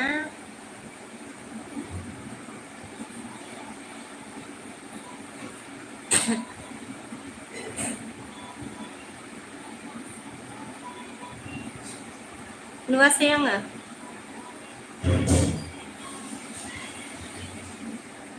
नुवासैनो आङो दे फंबाय ओमफ्राय जोंहा मा होनखो लकेल एसएस बहानि सोंबाय नाथाय दुखु हो अजितआ नाथाय बहानि आब' नों ओमफ्राय जा कपिराइट फैबायलै होनदों माथो आं नुवाखैनो नों आपल'ड खालामनायखौलाय हो माने एसबिटिवाइ फंबाय ओमफ्राय जा अजितआ मा होनगोन नाथाय आङो जौ लोंदां सना होनदों ए लोंदोंसो होमबा नोङो अजित जौ लोंदां सना होनदों ए लोंगासिनो नामाब्रा ओमफ्राय जा जोंसारा मा होनगोन दुखु मोनबाय हो मोनबायलां बाजै होनदों ए दुखु मोनबाय होनबा बिनानाव गैयिखौसो दुखु मोनगोन ना माखोब्रा जोंसारालाय दुखु मोननाङाब्रा बिनानाव दङ जोंसार एम ओमफ्राय जोंहा मा होनखो ब्रकेना गावहासो सानदों दां हा हा होनदों गावहासो सानदों दां हा हा होनदों माखौ सानखो आङो ब्रकेन बिबोनां ओमफ्राय जा एसबिटिवाइआ मा होनगोन दानबायसो आं होनदों ए दानबायसो आरोना आं नुवासैनो ओमफ्राय जा एम मोसाहारिया मा होनखो लाइक होबाय दे होनदों लाइक होबाय दे डियार फ्रेन्ड होनदों ए दे थेंक इउ मा होनो एम मोसाहारि गोजोननाय थाबाय दे लाइक होनायनि थाखायबो ओमफ्राय जा अनसुमाया मा होनखो नङालै आगै आङो चेन्नाइआव चेन्नाइआव आं होनदों सिनाया आं होनदों सिनायानो जा अनसुमैया नङालै आगै आं सिनाया आं होनदों आरोना ओमफ्राय जा सिंगेल बया नोंगौ होनदों आरोना ओमफ्राय जा एमा मा होनखो डिउटि दं दै दसेल' नुजाफैबाय होनदों ए दे जेबो नङा दे मोसाहारि ओमफ्राय जा एमा मा होनखो बाय बाय अल होनदों आरोना ओमफ्राय जा अभिजितआ मा होनदों मय आसाम सारिदुर रे हे बोला खारिदुर सारिदुर ना सारिदुर रे हय सारिदुरर हय बोला सारिदुरर हय बोला ओमफ्राय जा सिंगेला मा होनखो नोंखौ जोंथि बायदि नुदों बेखायनो आब' होनदों आरोना ए नोंखौ जोंथि बायदि नुदोंमोननो अनसुमै सिंगेल बया ओंखायनो आरोना सोंदोंमोन जा एसआ मा होनदों आंबो बङाइगावनि आब' नों मा गामि होनदों ए गामिया गोजोनफुरि ओमफ्राय नोंलाय मा होनो मा गामि एस फेमिलि ओमफ्राय जा जोंसारा मा होनखो ओइ बाजै होनदों आरोना दे बुं दे बिबोनां सना ब्रकेना मा होनखो बथलखौ रा बाजै होननानै नायबाय आरोना बथलखौ गोसोखांदों होनबा आंहासो ओमफ्राय जा अजितआ ए फर आपेल हरबाय नामा इ फर आपेल ओमफ्राय एल फर मा जाखो एलआव मा जागोन ब्रा एलआव मा जायोमोनब्रा लिमन एल फर लिमन पि फर मा जागोनब्रा अजित पियावलाय पामकिन पि फर पामकिन ओमफ्राय जा अल बड'आ अन थेंक इउ अला मा होनखो सि फर सिख्ला होनदों आरोना आदसा सि फर सिख्ला आरोना ओमफ्राय जा अल बड'आ मा होनखो टि फर टाक्ला आदसा टि फर टाक्ला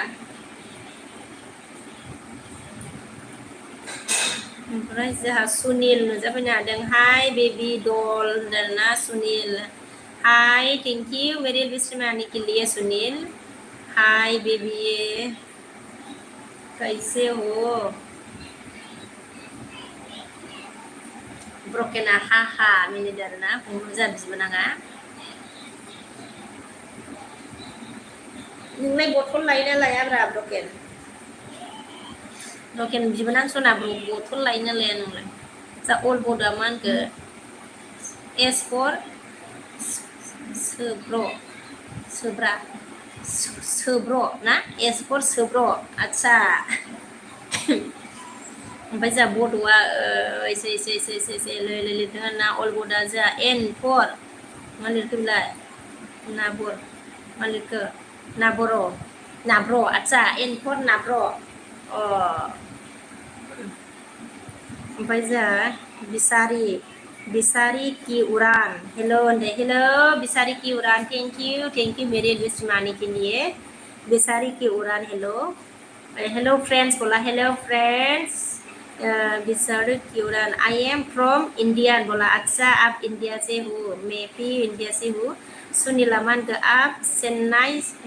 आप चाइनीज लग रही हो बोला अच्छा चाइनीज से लग रही है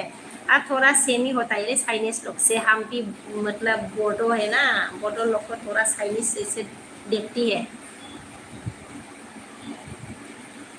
एसटी ना हम एसटी है लोगो एस आजा मानखो रौमारिनिमोन गुफुराव हाबा जाफैबाय ए रौमारिनिमोन गुफुराव हाबा गुफुर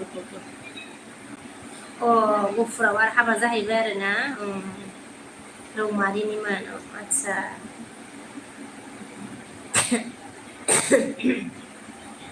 ओमफ्राय जा अल बड'आ मा होनखो डि फर नारला होनदों आरो ना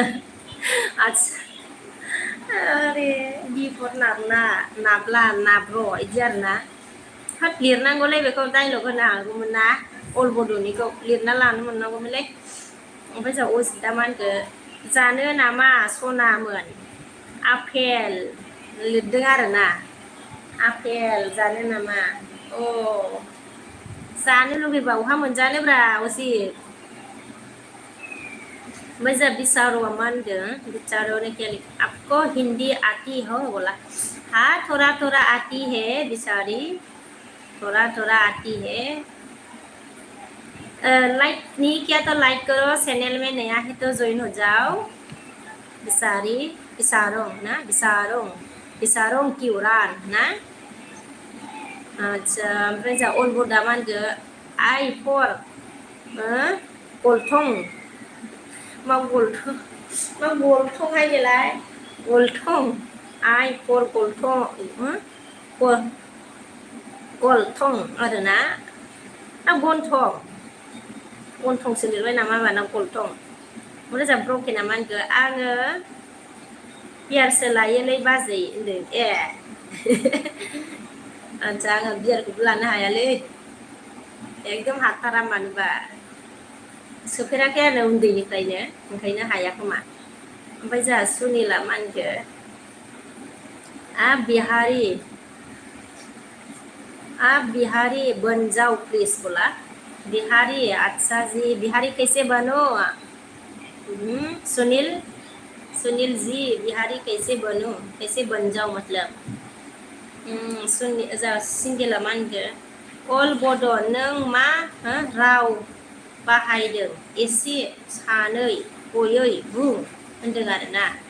अ बेलेगसो लिरदों होनबाना बियो ओमफ्राय जोंहा सिंगेला बिदि होनदों बुंबाया ओमफ्राय जोंहा बिसारं किउराना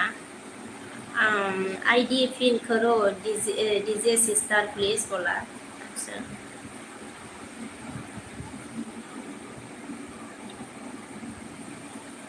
अच्छा कर दिया मैंने ओमफ्राय जोंहा शंकर हाय स्वीट बे हैं स्वीट भाभी बोला हाय शंकर थैंक यू मेरे विश्व में आने के लिए देवर जी शंकर देवर जी विचारों की उड़ाना लाइक डन कर दिया है बोला थैंक यू जी लाइक करने के लिए ओमफ्राय जोंहा शंकर चैनल में नया है तो ज्वाइन हो जाओ मेरे से भी लाइक नहीं किया तो लाइक करो ओमफ्राय जोंहा प्रमोदआ मा होनखो हेलौ बाजै हेलौ दाना हेलौ प्रमोद हेलौ ओमफ्राय जोंहा बिसारंकिया मा होनखो what is your name is अच्छा what is your name is होनदों आरो ना मा होनो क्या बोलते विश्व कवि बसुमतारी है विश्व कवि है मेरा नाम ओमफ्राय जोंहा मा होनदों अजितआ जोंना माथो खाबानो मोनो जाय साना मोनदों आच्छा जाय सनम होनदों आरोना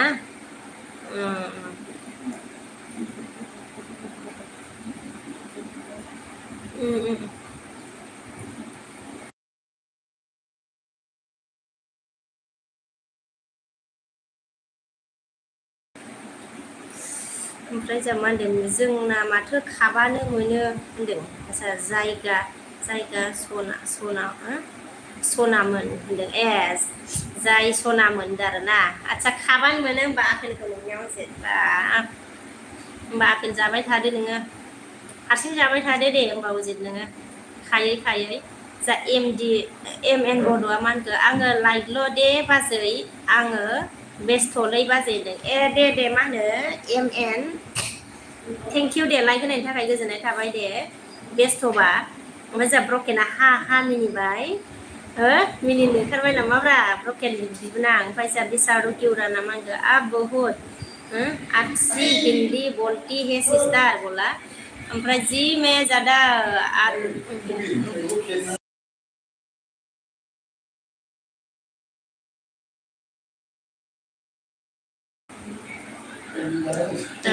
बहुत अच्छी बोलती है बोला अच्छा थोड़ा थोड़ा आती है रे बिसारो की उड़ान ओमफ्राय जा बिसारो की उड़ाना मा होनखो सापर्ट कर करवाया सिस्टर अच्छा रिटर्न गिफ्ट मिल जाएगा आप सबको बोला अच्छा सपोर्ट करने से अच्छा सपोर्ट करने से रिटर्न गिफ्ट मिल जाएगा आप सबको बोला अच्छा बिसारो की उड़ान को सपोर्ट करो कौन कौन ज्वाइन होना है ज्वाइन हो जाओ बिसारो की उड़ान से मतलब वो पीस रिटर्न करूंगी मतलब सबको सपोर्ट करूंगी बोला अगर मेरे से भी मतलब ज्वाइन नहीं है तो ज्वाइन करो मैं आपको रिटर्न करूंगी मैसेज छोड़ के जाइएगा बिसारो मतलब बिसारो की उड़ान मैसेज छोड़ के जाएगा मेरे वीडियो में आपको रिटर्न करूंगी मैं सोरबा लोगो जानोबा लोगोफोर बिसारो की उड़ानजों लोगो जानोबा लोगो जानो हागोन ओमफ्राय जोंहा बासुदेव हेलौ दाना हेलौ बासुदेव हेलौ ओमफ्राय जोंहा अनसुमाया होनखो जों सार आगै आङो नोंजों लोगो जाबाय दे होनदों आरोना जों सार जोंहा अनसुमाया लोगो जाबायनो नोंजों जों सार जोंहा शंकरा हाय होनदों आरोना हाय शंकर ओमफ्राय जोंहा बासुआ माया होनदों माया आच्छा माया लिखा ना बासुदेव ना माया लिखा ओमफ्राय जोंहा ब्रकेना मा होनदों आच्छा बाजै आङो थांबायलै दे दसेनि उनाव मोनसे आइडिजों आच्छा फैगोन आं दे दे मा होनो ब्रकेन बिबोनां सना दे जागोन दे ओमफ्राय जोंहा बिसारो किउराना मा होनखो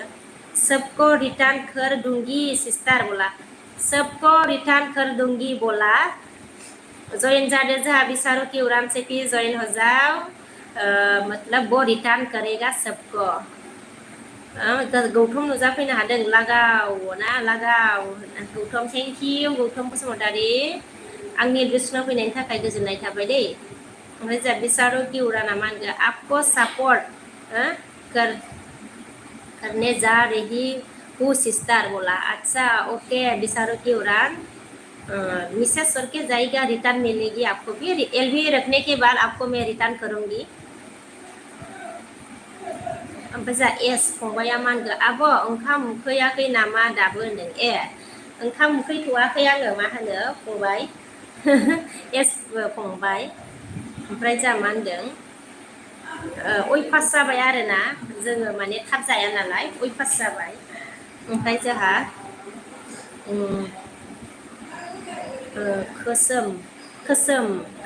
खोसोम ना मा खबर होनदों आरोना खबरा मोजां आंनिया खोसोम थेंक इउ गोजोननाय थाबाय दे आंनि गोसोनाव फैनायनि थाखाय मा खबर आंना मोजां नोंनियालाय माबोरै खोसोम खबरा ओमफ्राय जोंहा सात माने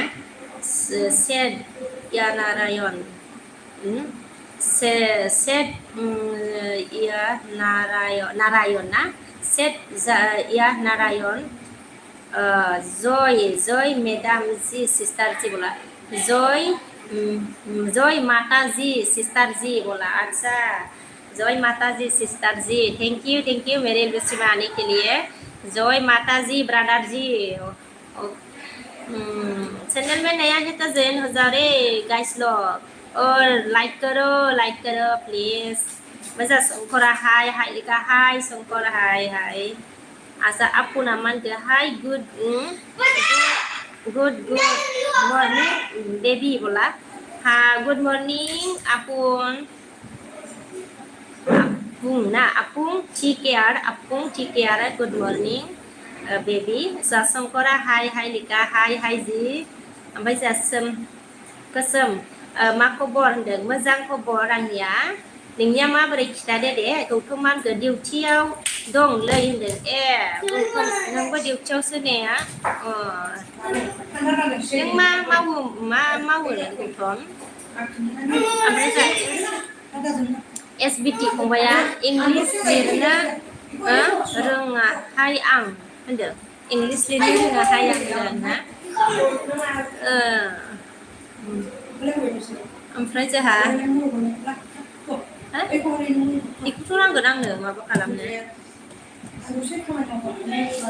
आंहा आन्दायबाय नै माथो मा खबर डिउटि इंलिश रोंनो रोङा होनबाय जोंहा फंबाया ए मानो रोङा जानोब्रा फंबाय जायोथ' लिरनाया नोंनियाबो ओमफ्राय जोंहा गौथमा मा होनखो थाब फराय कमेन्टफोरा होनदों ओमफ्राय जोंहा गान्दा बाजै सना मा खबर होनदों खबरा आंना मोजां गान्दा नोंनिया माबोरै थेंक इउ दे गोजोननाय थाबाय आंनि एडमिसनाव फैनायनि थाखाय गान्दा जा शंकरा मा होनदों हेलो होनदों ना हेलो शंकर जी हेलो शंकरा आप बहुत सुंदर हो बोला अच्छा जी thank you ji Shankar MMD जानो फैनो हादों आरो ना बोरो आच्छा बोरो आबै रानि नोंनो माखो नोंनो आङो हरनाय आच्छा मानखो गन्थङाव गानग्रा सनाया ए गन्थङाव गानग्रा सना हरदोंमोन आरो नोङो ना MMD माथो आंनो गन्थङाव सनाखौनो गानखायालाय गुदुङा दङ MMD आबौ राजा सना ओमफ्राय जा आपुं थिकेयारा जाहा मा होनखो why you're not speak English or Hindi I do not understand your language बोला अच्छा what you not speak English बोला मतलब और हिंदी हाँ why you not English और हिंदी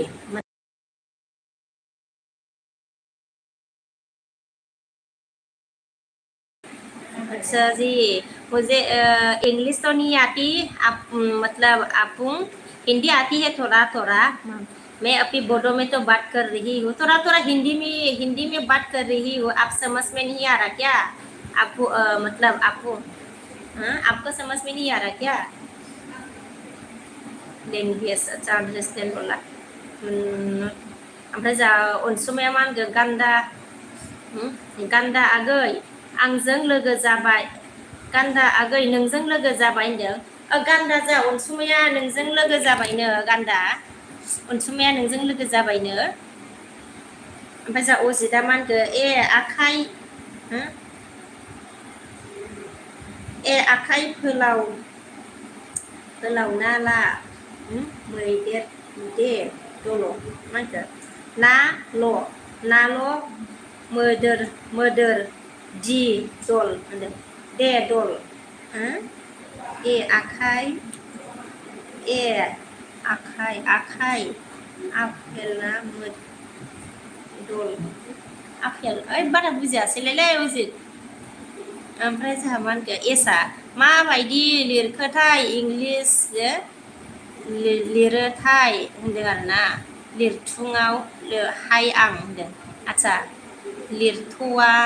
आं हाय आं होनदों आरो ना माबायदि लिरोथाय इंलिस लिरोथाय होनदों आरो जा एस फंबाया ओमफ्राय जा अभिजितआ मा होनखो আপোনাৰ কোড আছে আপোনাৰ কোড আছে আচ্ছা खर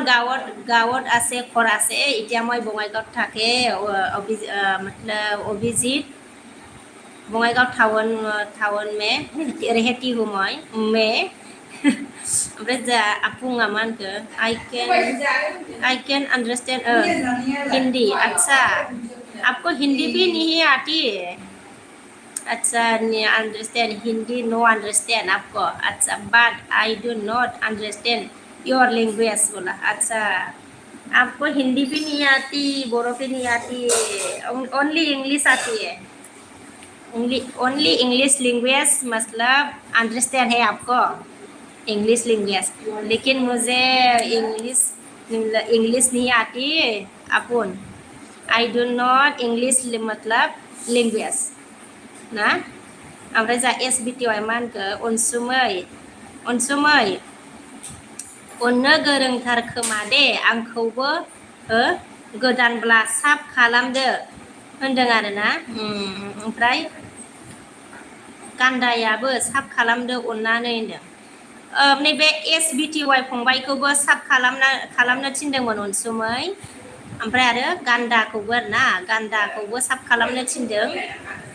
ओमफ्राय जा अजिदा मा होनखो बुजियासैना र' होनदों आरोना बुजियासैथ' आरो आङो फिफा ओमफ्राय जा फौजि लाबारा हाय बाजै मा खबर मा खालामदों होनदों ना थेंक इउ फौजि आंनि एडमिसना फैनायनि थाखाय ओमफ्राय खबरा मोजां आंनिया ओमफ्राय आङो मा होनो रायलायबाय आरोना दसेनो नोंनियालाय माबोरै खबरा फौजि लाबार ओमफ्राय जा आपुं ठीक है और मा होनखो ऐसे दे दिया मतलब जा फंबाया दे आङो बेक खालामगोननो बेक खालामगोननो जोंहा फंबाया SBT आङो नोंजों लोगो जाखानायसो आगैनो SBTY फंबाय नोंजों लोगो खासोनो अनसुमैया दे फंबाय नोंजों लोगो खानो आरोना ओमफ्राय जा अजिदा बिस मानि ना आदसा फिस माने ना बुंदों दे फिस मानि ना बुंदों आरोना फिस माने ना ओमफ्राय जा फौजि लाबारा आंना खबरा मोजां होनदों आंनाबो खबरा मोजां दे मोजांसो जानांगौ आरोना ओमफ्राय जा आपुन मा होनगोन can we conversation in Chinese अच्छा हमको कैसे मतलब कैसे जवाब दूँ आप तो हिंदी भी नहीं आती बोरो भी नहीं आती ओनली इंग्लिश मतलब इंग्लिश अंडरस्टैंड है तो आपको कैसे मतलब आंसर दे दूँ ना कैसे आंसर दे दूँ दे कन्फरेंसन इन चाइनीज सच में हिंदी नहीं मालूम है क्या अपुंग ठीक है सच में नहीं मतलब हिंदी समझ में नहीं आता है क्या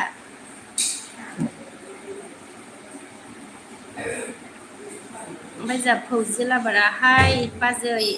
मेरे को शादी करना है एक लड़की दिखा के दो दोगी क्या बोला अच्छा एक लड़की दिखा के दोगी क्या बोला अच्छा कहाँ से लड़की दिखाओगी मैं फौजी लाबार लड़की तो खुद मतलब चुनना पड़ता है खुद पसंद करना पड़ता है खुद चुन के खुद पसंद करके ले लेना ठीक है फौजी लाबार ओमफ्राय सिंगल बॉया मा होनखो लड़की मिलना थोड़ा मुश्किल होगा मेरे लिए ओमफ्राय सिंगेला मा होनदों आदसा बाजै आङो दसेल' दे आङो डिउटियावसो दङलै दे सिंगेल बय आगै दे डिउटियाव दंना जेबो नङा दे आगै दे ओमफ्राय जा आपुं ठीक है ने क्या बोला I can understand Hindi I can understand Hindi अच्छा नो अंडरस्टैंड यू मतलब हिंदी ओके मैं क्या करूँ ना अभी क्या करूँ मैं ओमफ्राय जा पुनम हाय होनदों ना हाय पुनम ओमफ्राय जा पुनमा ब्लु होलाय होनदों आरोना आदसा आगै ना होबाय आगै सना दै ओमफ्राय जा पुनमा 29 लाइक दान होनदों आरोना अ दे थेंक इउ दे आगै पुनम ओमफ्राय जा सिंगेला लाइक दान दे बाजायदो अ थेंक इउ सिंगेल थेंक इउ बेजोंबो लाइक होनायनि थाखाय गोजोननाय थाबाय दै ओमफ्राय जा लाबारा बर' गार्ल बहुत क्यूट होता क्यूट होता बोला हाँ बोरो गाल बहुत क्यूट क्यूट है मतलब बोरो जबानी लड़की है ना बहुत क्यूट क्यूट है आजकल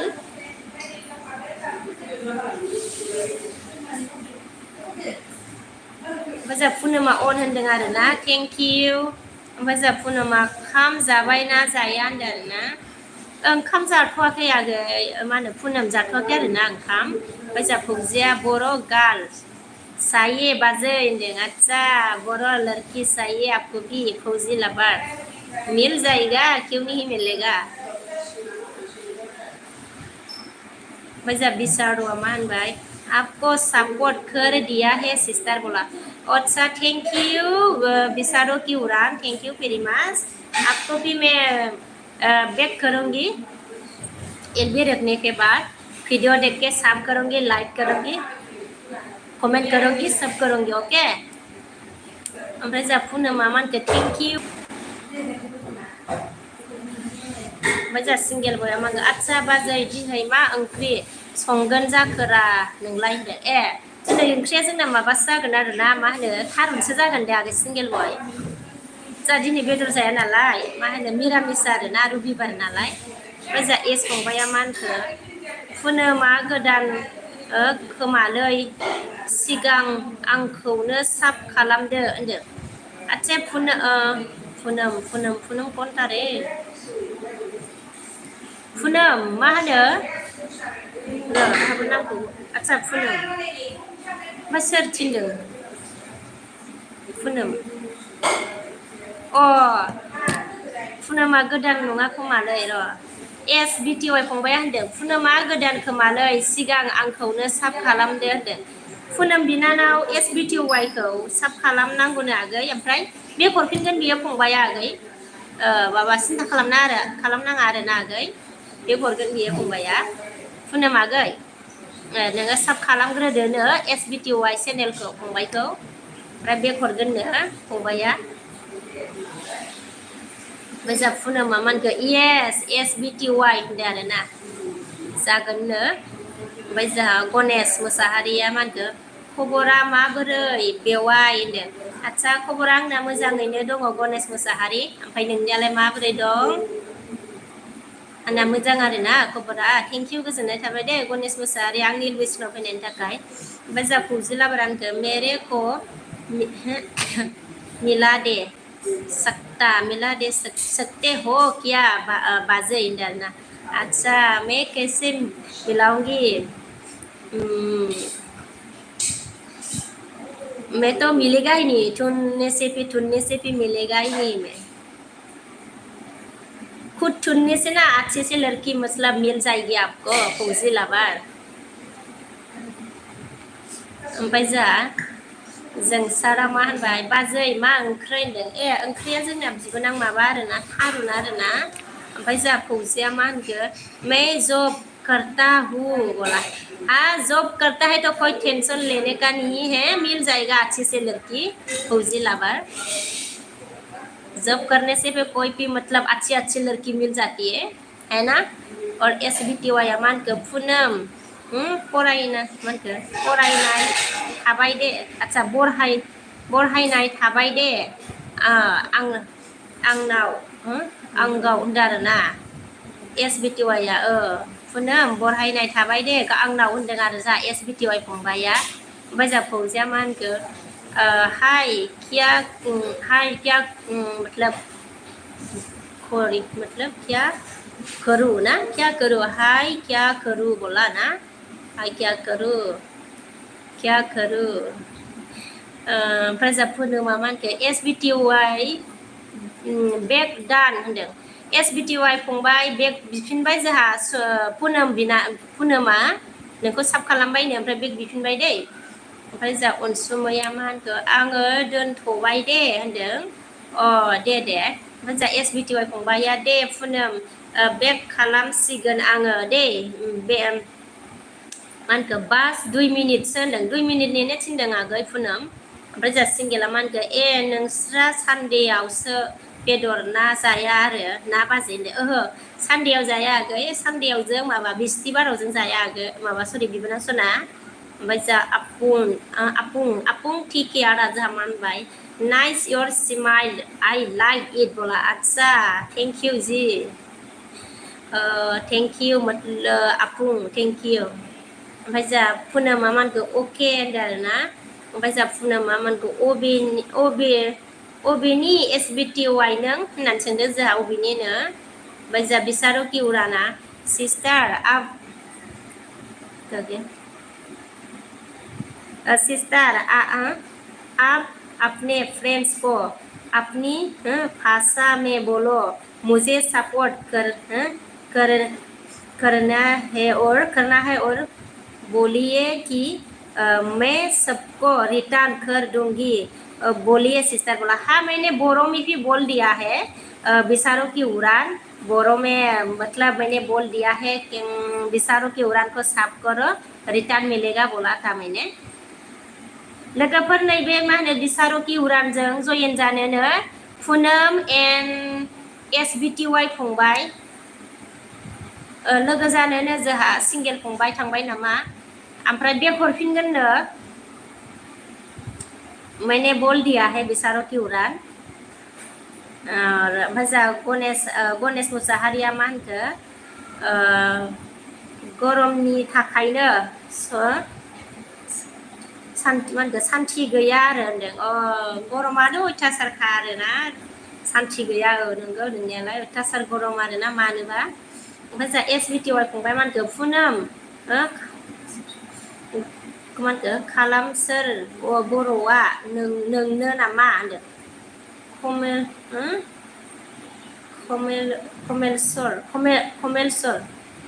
कमलेश्वर बर'आ नोंनो नामा होनबाय जोंहा SBTY फंबाया ओमफ्राय जा अनसुमाया होनखो पुनम आगै आङो नोंखौ साब खालामबाय दे होनदों पुनम नोंखौ अनसुमाया साब खालामबायनो ओमफ्राय जा अजितआ थाथ'दो मैयाना माथो रायखस बादि आपेल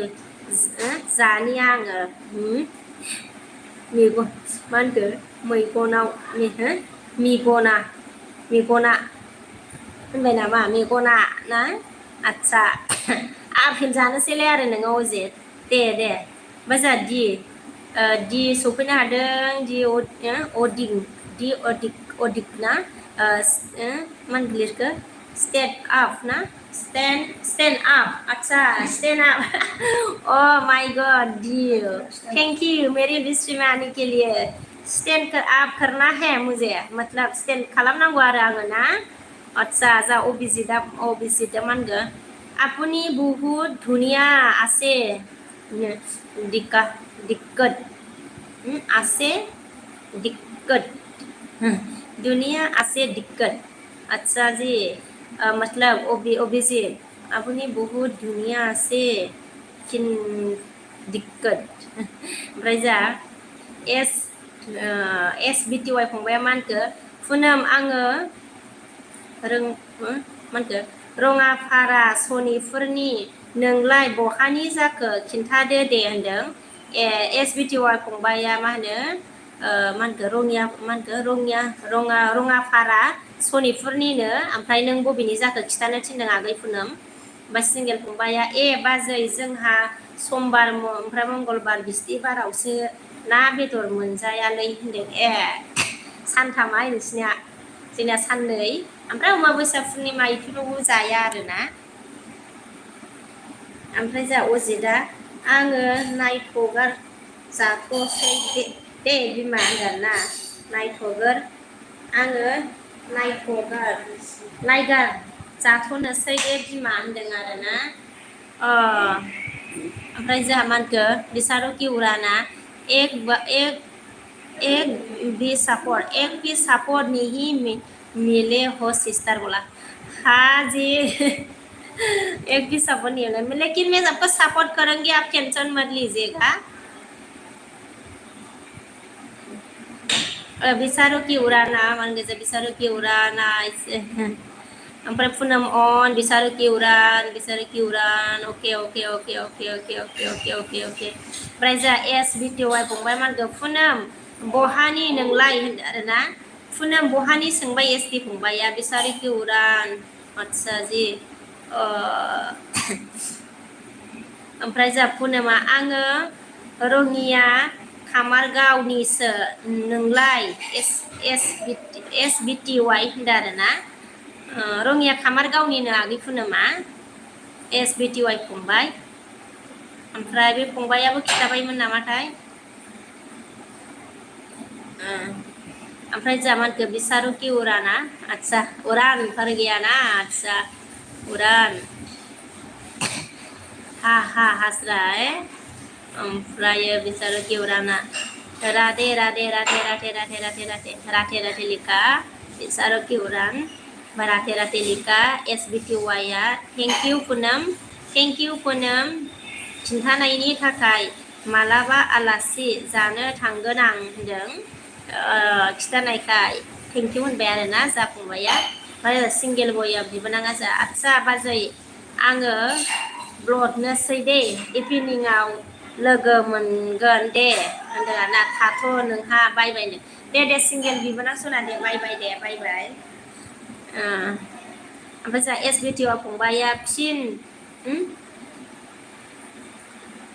फिन आइडिखौ ब्लू कर दो बोला ओके ओमफ्राय जा पुनमानखो फैफिन एस बि टि वाइ होनदों ना फैफिन एस बि टि वाइ फंबाय होनदों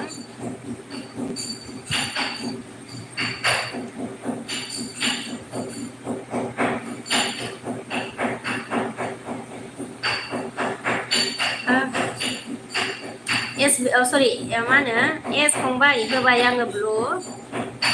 मोजां एस फंबाया सिनायालै आं होनदों आरोना सिनायालै आं पुनम नोंसानि गामिखौ होनदों आरोना सिनायालै आङो पुनम नोंसानि गामिखौ होनदों जा फंबाया मोजां अपिया मा होनखो आपुनि बहुत धुनिया से अच्छा जी ओके थेंक इउ जी अपी मतलब अपी जी थेंक इउ पुनमआ जामानखो रङिया खोनायाखै होनदों ना रङियाखौ खोनायाखै ना मा होनो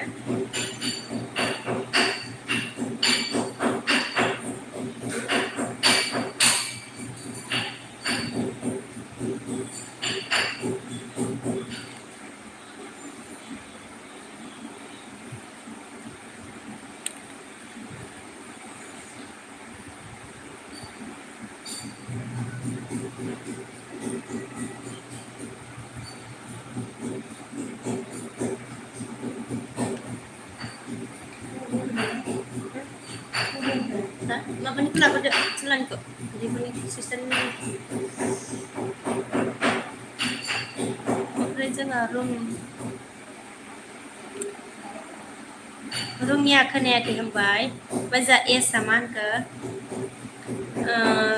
Rungnya. Buhut bar थांबाय रङियायाव रङियायाव बुहुत बार थांबाय रङियायाव होनदों आरोना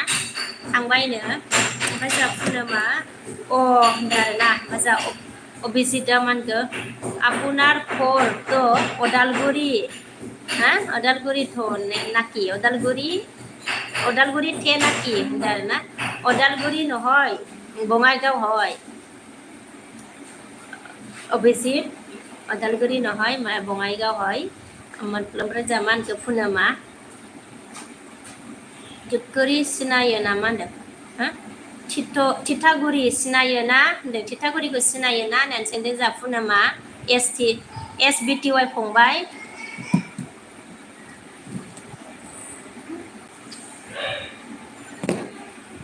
ओमफ्राय जोंहा मा होनखो पुनमआ নহয় আচ্ছা सोरखौ सोंदोंमोन बेबा होमबा নহয় अभिजित बङाइगाव हय নহয় अभिजित बङाइगाव हय ओजा SBTY फंबाय मानखो आब' मबाइल गंनै बा भिडिअ वाट्स खालामलाय मबाइल गंसेजों होनदों आरोना मा होनो फिसाला लादों गंसेखौ आगै मानोबामोन SBTY फंबाय ओमफ्राय माबा मबाइलाथ' बारा मोजां नङा बियो ओरैनो फिसालानो फाहामना होनाय आरो बेखौ लाखायोमोन आङो आगै SBTY फंबाय ओमफ्राय आं दा बिब'निखौ माबा मेसेज फरायनो होननानै लादों आरोना मानोमोन आगै ओमफ्राय जा SBTY मा होनखो मबाइल ओमफ्राय जा SBTY फंबाय मानखो सिनायालै आङो पुनम होनदों पुनमा जोंहा बल मानखो बल' ना बुजियासै आंहा ओमफ्राय जा SBTY फंबाय मानखो पुनम भिडिअ वाट्स खालामना होदो होनदों भिडिअ वाट्स खालामना होदो होनदों ओमफ्राय जा पुनमा मानखो अके होनदों आरोना ओमफ्राय जा SBTY फंबाय मानखो नायदो होनबाय भिडिअखौ होनदों नायदो होनबाय भिडिअखौ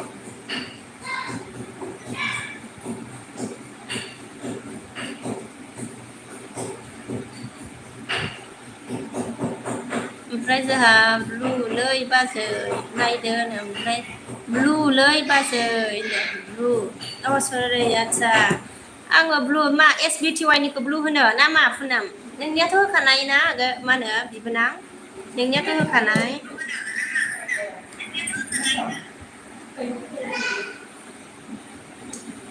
गोदान गोनां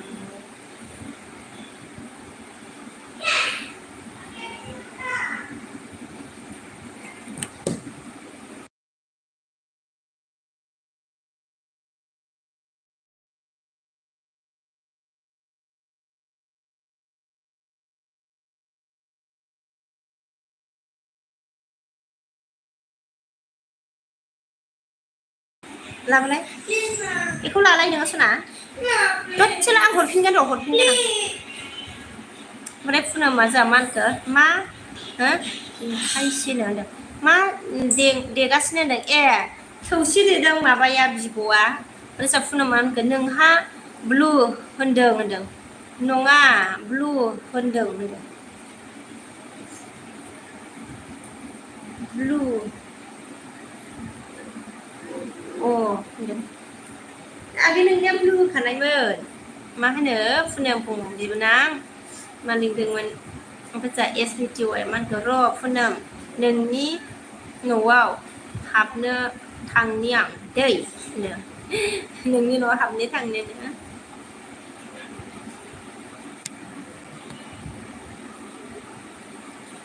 होबाय आङो माबानोबो SBTY फंबायनोबो आङो ब्लु होबाय दे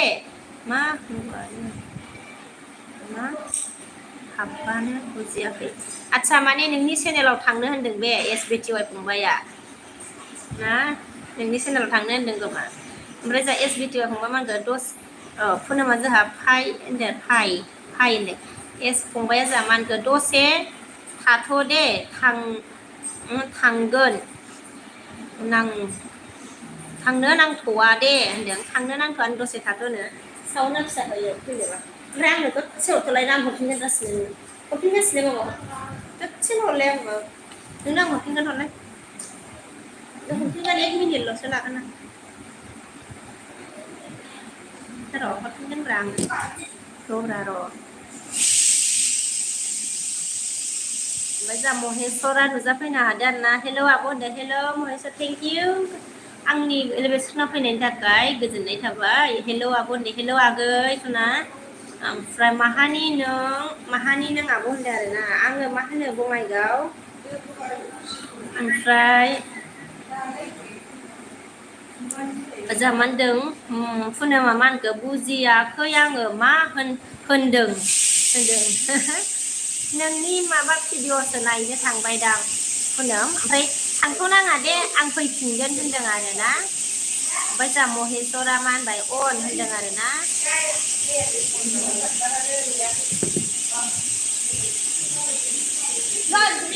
र' आं हरफिनगोनब्रा बाबा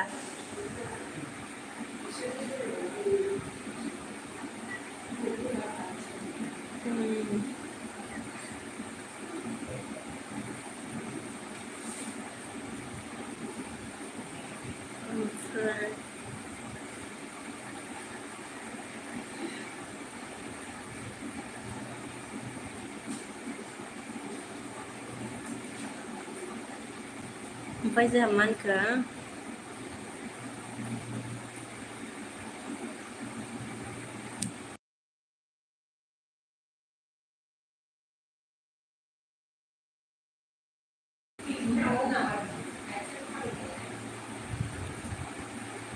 ओमफ्राय जोंहा मा होनखो आंहा सोर पुर्णिमा अन होनबाय जोंहा महेश्वरा सोर दं होनदों बुजियाखै आं होनबाय महेश्वरा जोंहा सोर दं होनदों आरो ना सोर दं माने फिसाला दं आरो ना ओमफ्राय जोंहा सिस्टार थायो आरोना बै फारसेखैजा आंनि सिस्टार गेदेर ओमफ्राय जोंहा महेश्वरा आब' होनदों आरो ना आगै ओमफ्राय जोंहा कृष्णा गयारिया हाय आब' होनदों आरो ना हाय कृष्णा आगै ओमफ्राय जोंहा थेंक इउ गोजोननाय थाबाय दे कृष्णा आंनि एलबि स्कुलाव फैनायनि थाखाय ओमफ्राय जोंहा महेश्वरा मा होनखो दायो होनदों आरोना दायो आंनि फिसाला दं आरोना ओमफ्रायथ' मा होनो बोरायाथ' थाया नालाय डिउटियाव माबायाव केम्पआवसो थायो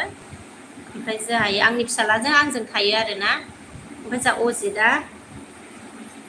हाय आङो मा होनखो हेन्डसाम आं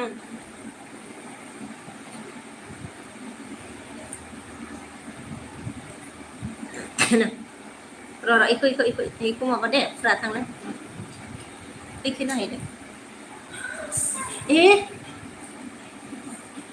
ओमफ्राय जावजि दा हा हेलौ साम want to be friend please take same hello hi mana ke besar pun nama apa sih mas suka apa kamu nama itu dulu nah hayam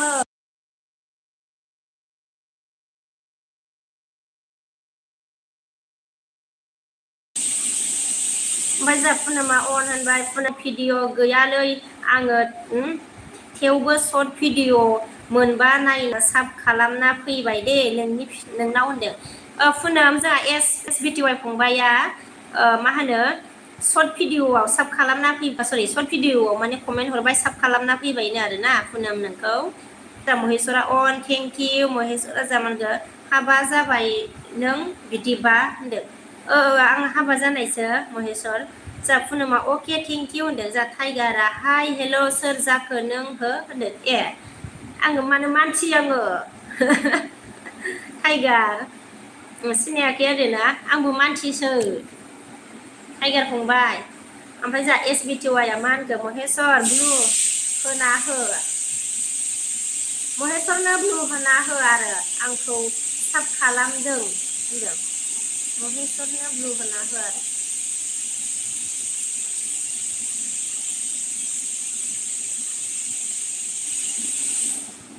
होबाय आङो दै महेश्वरनोबो महेश्वरनो ब्लु होना हो आरो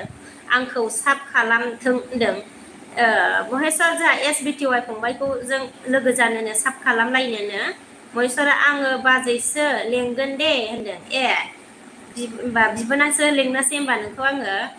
ओमफ्राय दे होमबा महेश्वरा जामानखो नोंखौ होनदों जा कृष्णाया लाइक दान आब' ओंथि होनदों दे थेंक इउ कृष्णा गयारि आगै लाइक होनायनि थाखाय गोजोननाय थाबाय दे आगै दे जा कृष्णाया मा ओंख्रि जानायमोन आब' ओंथि होनदों ओंखाम जाथ'वाखै दे आगै ओमफ्राय संदों आरो ना मा होनो थारुन ओंख्रिसो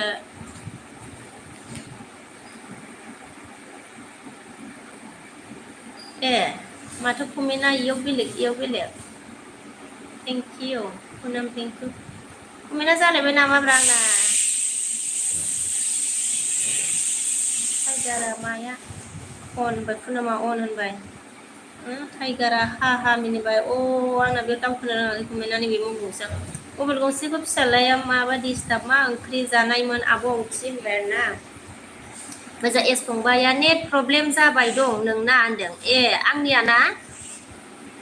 ओमफ्राय अजितआ मा होनखो बुजियासै बिमा होनदों ओहो बुजियासैलायलै ओमफ्राय जोंहा मा होनखो पुनम कृष्णा जयेन जाबाय कमेन्ट सेक होनदों आरो ना मा होनो कृष्णाया जयेन जाबाय कमेन्ट चेक होनदों कृष्णा मा होनो पुनमआ जयेन जाबाय न कमेन्ट चेक खालामनो थिनदों टाइगारा हा हा मिनिबाय जोंहा ओमफ्राय पुनमआ जोंहा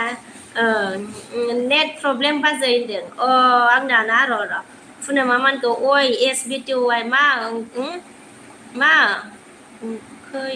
नों आंखौ होनखो अय बि टि वाइ मा अनखो नों मा होनखो आंखौ होनदों आरो ना मा नंखो आदसा अय एस बि टि वाइ मा नंखो नों आंखौ होनबाय ओमफ्राय जा बाबाखौ थिनहरलाय बुरि दसे ओमफ्राय जा टाइगारा मा होनखो बहानि जाखो हो होनदों ए आङो मा होनो बङाइगाव टाइगार ओमफ्राय जा मा होनखो कृष्णाया पुनम फ्रेन्ड थेंक इउ होनदों आरो ना पुनम फ्रेन्ड थेंक इउ होनबाय जोंहा ओमफ्राय जा अभिजितआ मा होनखो हाय पुनम तुम्हारा कर तो खद हुआ सान होनदों आरो ना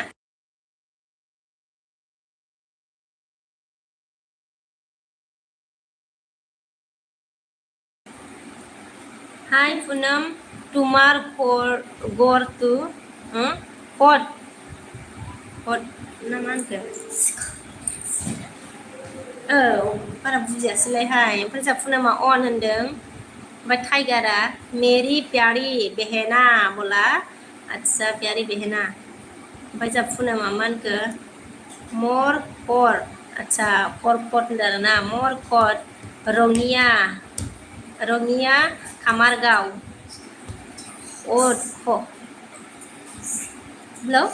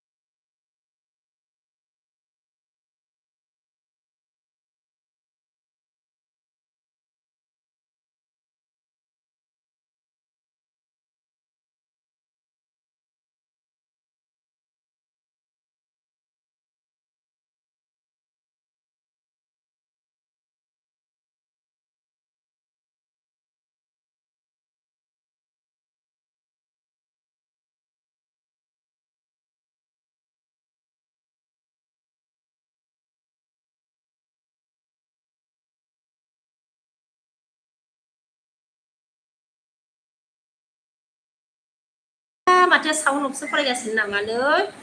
आरो मा ओंख्रि जाखो बाजै होनदों आइ आंना साउन्ड अपसो फरायगासिनो नामाब्रा रायजोफोरा गै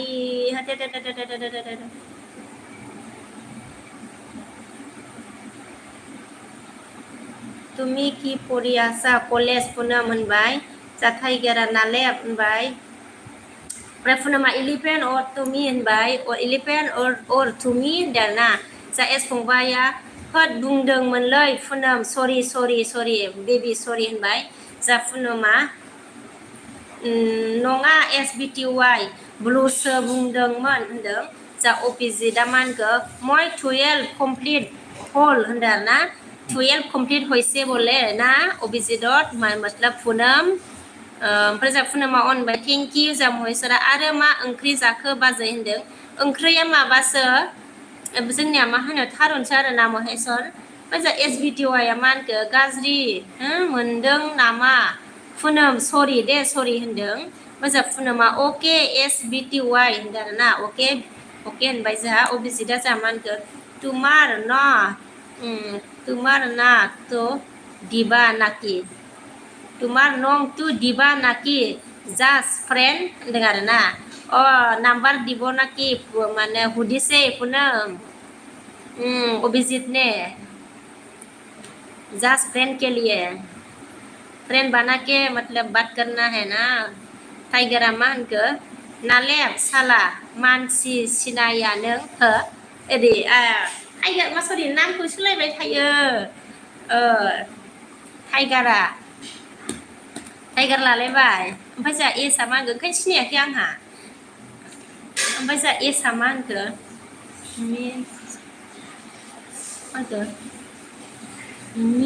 मिउट जाना दं आब' होनदो रिसार्ज सोनो थिनदोंमोन आङो माबाखौ बिफाखौ बोरायखौ ओमफ्राय जा मिउट खालामनानै बावफिनदों ओमफ्राय जा SBTY मा होनखो खोनाला जेबो होनबाय फरायबोबाय माबाफिनबाय आङो ओमफ्राय जा पुनमा मिउटलै होनदों एसआ मा होनखो मा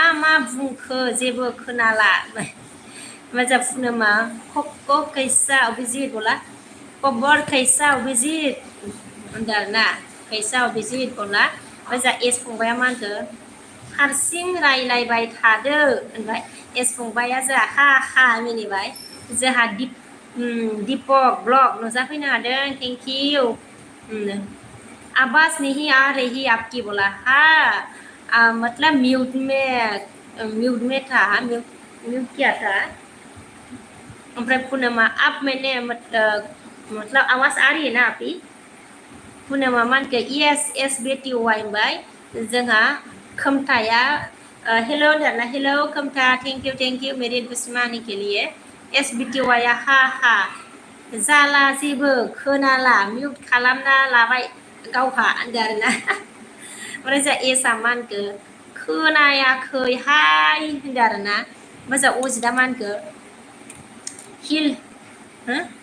हिल डु इउ नो the name of the plotters if yes then write their name बारा रोंलाय लाङालै हा इंलिसखौबा मानखो again blank with the help मामा फरायलांखोलै help मानखो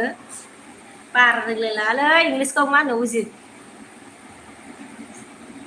क्ल'ज ना मानखो help of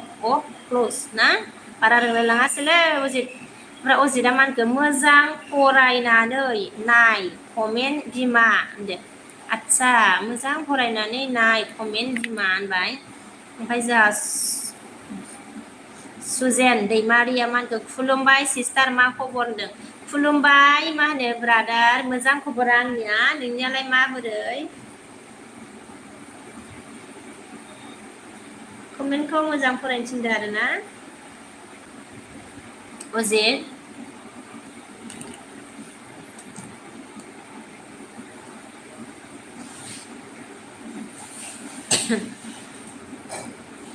दाबो गल जादों नामाब्रा गल जायाखै दा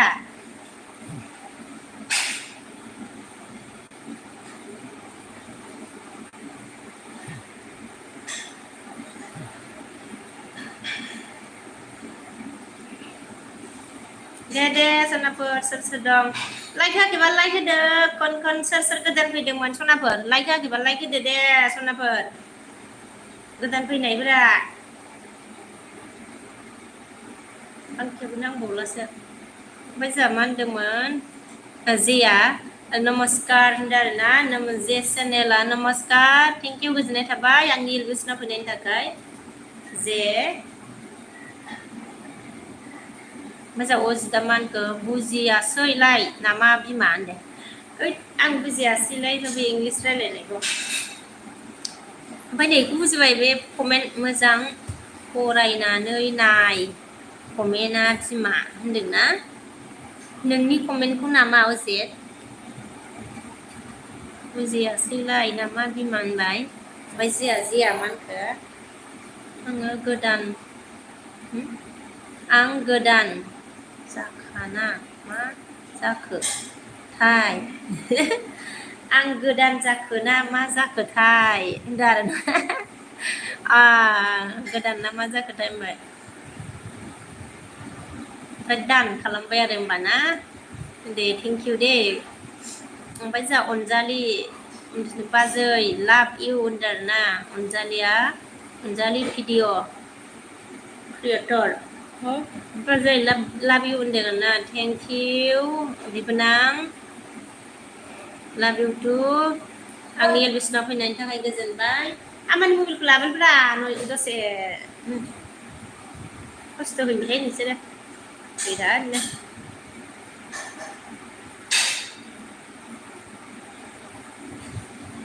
ओमफ्राय जोंहा अनजालिया भिडिअ क्रिएटर सरि अनजालिया जोंहा हरबाय आरोना ओमफ्राय जोंहा जेया मानखौ अनालै मानखौ आंना मानखौ अनालै अना नै आंनिखौबो आंनि चेनेलखौ साब खालामना होनबाय आरोना आंनिखौबो अन्ना चेनेलखौ साब खालामना होनदों आरोना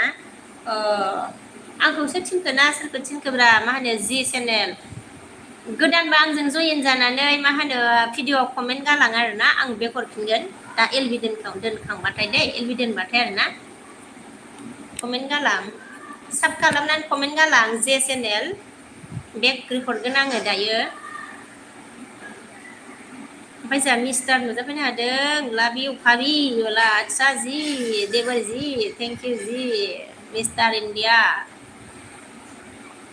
ओमफ्राय जोंहा जेया मा होनदों होनदों आरोना अके आब' होनदों आगै साब खालाम कमेन्ट गालांदो आं नोंनो बेक हरगोन दै आं हरफिनजोबखायो आरोना सोर मा होनो कमेन्ट गालांदोंमोन सेस रिटार्न हरफिनजोब्बाय आरोना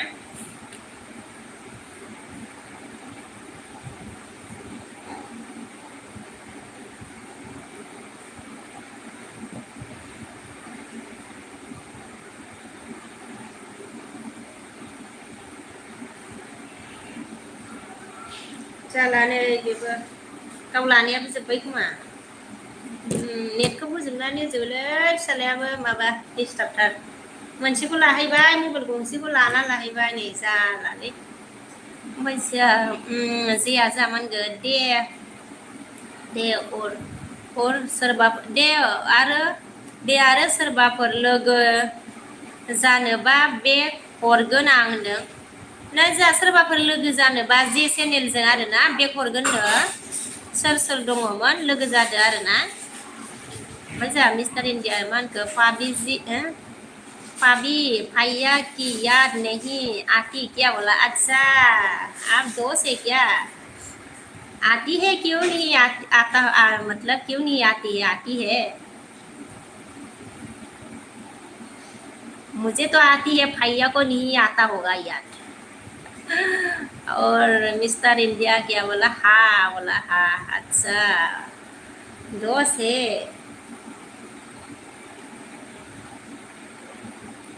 कैसे हो भैया की मतलब दोस्त कैसे हो ओमफ्राय पुर्णिमा अन होनदों आरो ना पुर्णिमा जोंहा थांदो थांदो मोनफैलायबाय होनदों आच्छा थांदो मोनफैलायबाय होनदों आरो ना जोंहा पुर्णिमा ओमफ्राय बढ़िया हूँ बोला अच्छा जी ओके बढ़िया होना चाहिए ना कबल खाना हो गया खाना खा लिया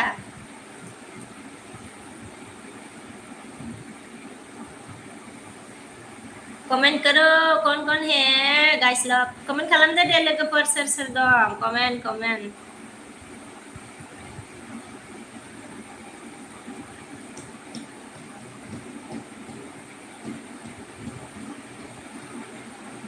आप कैसे हो बोला जी मैं भी अच्छी हूँ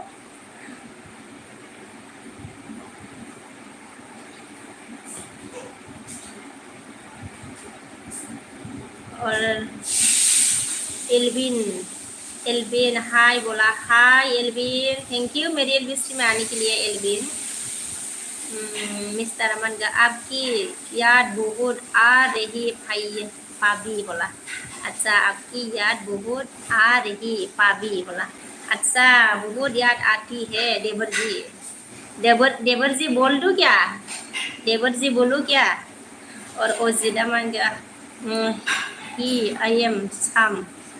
I want to be your friends. अच्छा please tell me about yourself. अच्छा ओजी क्या क्या लिख रहा है रे ओजी छिपा और जहामन के सेप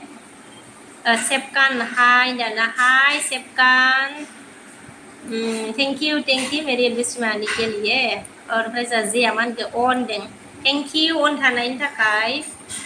ओमफ्राय जोंहा मा होनगोन सानसोरां नुजाबोनो हादों जोंहा थेंक इउ फैलायबाय बाजै सना लाइकबो आच्छा होनोसै होनदों आरो ना मा होनगोन सोंसैलाय होनदों मा होनगोन सोंनोसैलाय दिनहै मा होनगोन दिनहैलाय माथो ओंख्रि ए आच्छा लाइकबो होखाबाय ओमफ्राय सोंनोसैलाय आरो दिनै मा ओंख्रिया थारुनसो जोंहा सानसोरां फंबाय ओंख्रिया थारुन आरो ना ओमफ्राय जोंहा जेआ दान होनदों आरो ना दान होनबाय थेंक इउ ओमफ्राय जोंहा सेपका ना मा होनखो कहाँ से हो आप बोला जी मैं बङाइगाव से हूँ आप बताओ आप कहाँ से है सेपकान ओमफ्राय जोंहा अलबिन मा होनखो व्हाट इज योर नेम अच्छा विश्व कवि है मेरा नाम ओमफ्राय जोंहा मिस्टारा मा होनखो हाँ बोल दो देवर बोला अच्छा ओके जी मैं देवर जी बोलूँगी आपको ओमफ्राय जों आर्टिस्ट हाय थैंक यू मेरी लिस्ट में आने के लिए आर्टिस्ट ओमफ्राय जोंहा पुर्णिमा अन बाय थेंक इउ अन थानायनि थाखाय ओमफ्राय जोंहा जे मा होनखो ओमफ्राय आब' होनखो बहानि जाखोमोनथाय नों मा होनो आङो मा होनो बङाइगावनि जे ओमफ्राय जोंहा आगै जे फंबाय आगै ओमफ्राय जोंहा सपनाया हाय होनदों हाय सपना थेंक इउ आंनि एडमिसनाव फैनायनि थाखाय गोजोननाय थाबाय दे मेरे एडमिसन आने के लिए थेंक इउ ओमफ्राय जोंहा पुनम आगैया थांबाय नामा SBTY होनदों आरो ना थांबाय नामानो ओमफ्राय जोंहा सपनाया मा होनखो हेल' होनदों आरो ना हेल' ओमफ्राय जोंहा जेया मा होनखो अनलाइन होनदों आरो ना आच्छा अनलाइन मा बिहरनानै जानो नागिरखोब्रा जे फंबाय अनलाइन मा बिहरनानै जानो नागिरखो बुजियासैलाय नामा बिमा होनलाय औ बुजियासैलायथ' आरो नै अजित बिफा ओमफ्राय जोंहा सपन ना हाय होनदों ना हाय सपन थेंक इउ आंनि एडमिसनाव फैनायनि थाखाय मेरे एडमिसन आने के लिए थेंक इउ ओमफ्राय जोंहा मिस्टारा मा होनखो आपका नंबर दो अच्छा भाभी जी बोला ओके देवर जी भैया से ले Leena Paya se le Lina Deberji ओमफ्राय जिया अ होनदोंना अ सानसोराङा जामानखो जाखांबाय नामा बाजै सना खामदों अ जाथ'वाखै आरोना संगासिनो सानसोरां ओमफ्राय जा मिस्टारा मा होनो आपका नंबर सेंड करो अच्छा सेंड करो नहीं तो सेंड करो आई नहीं तो मैं अच्छा क्या बोला सुइसाइड करूँगा सुइसाइड सुसाइड करूँगा अभी जस्ट ओ माय गॉड ये क्या लिखा रे देवर जी कहाँ सेंड कर दूँ मैं देवर जी कहाँ सेंड कर दूँ मेरी नंबर सुसाइड मत करो रे देवर जी दे दूंगी टेंशन मत लेना देवर जी मिल जाएगा नंबर टेंशन लेने का नहीं टेंशन देने का है ओमफ्राय जोंहा जिया मा होनखो अनलाइन दंब्रा आं नोंनि लाइभआ आब' होनदों आरोना आदसा अनलाइन दं आरोना औ दे थेंक इउ आं सानबाय माबा अनलाइन बिहरनानै माबा जानोसै नामा सानबाय आरोना आङो जे चेनेल ओमफ्राय जोंहा सरजय नुजाफैदों ना त्रिपुरा से गुड आफ्टरनून अच्छा good afternoon Saras thank you मेरी इंडस्ट्री में आने के लिए Baca suruh Zoya, sister bola, oke brother, bolo. Posida zaman ke introduction, write about yourself. Acha, Posit, nengba, ini selirbai na. Oh, apa sih Uzida mangga? Uzi bai bima. Acha, Uzi bai bima anda na. Baca Uzida Uzi bahasa Suro Joy ini क्या बोला do you eat a rice sister बोला eat अच्छा खाना नहीं खाया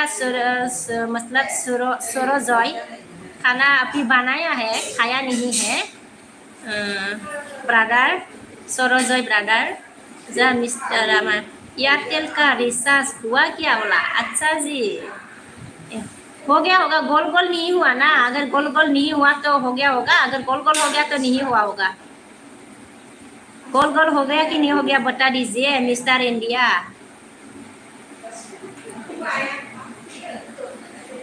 mister India देवर जी बता दीजिएगा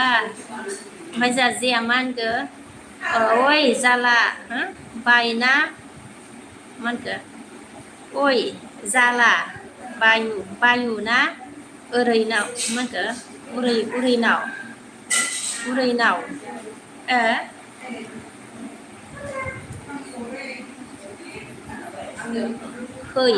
खैजाला बायो ना ओरै मा होनखो ओरैनो होनदों आरोना खैजाला बायो ना ओरैनो होनदों आरोना जे नोङो ओमफ्राय जोंहा मा होनदों जिबिया हाय होनदों आरोना हाय जिबि थेंक इउ आंनि एडमिसनाव फैनायनि थाखाय गोजोननाय थाबाय दे हाय होनदों ओमफ्राय जोंहा सरजया मा होनखो I not brother your are taking sister अच्छा I not brother मतलब जब सोता है इसको भी बोलता है जब बड़ा होता है इसको भी बोलता है सोता ब्रदर बोल दो क्या सरोजय सिस्टर अच्छा आप सिस्टर है ओके मुझे लगा आप ब्रदर है आप सिस्टर होगा ओके ओके ओके सरोजय ओके जी आप सिस्टर है ओके अच्छा मिस्टर इंडिया क्या बोला मिस्टर इंडिया पानी में गिर गया पाबी जास बोला अच्छा पानी में गिर गया कैसे गिर गया मिस्टर इंडिया कैसे गिर गया पानी में अच्छा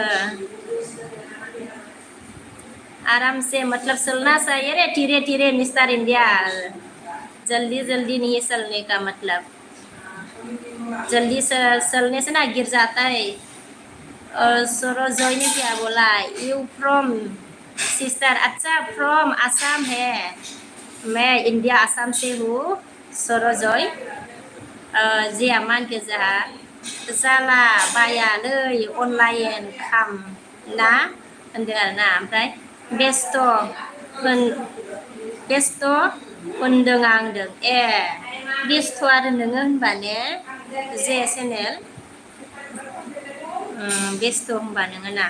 ओमफ्राय जोंहा केयार बर'आ बहानि सिस्टार होनदों ए मा होनो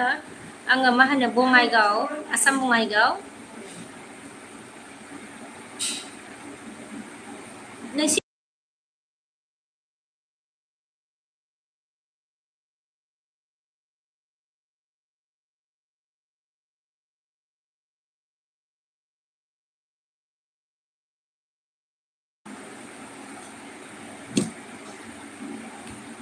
दे सनाफोर कमेन्ट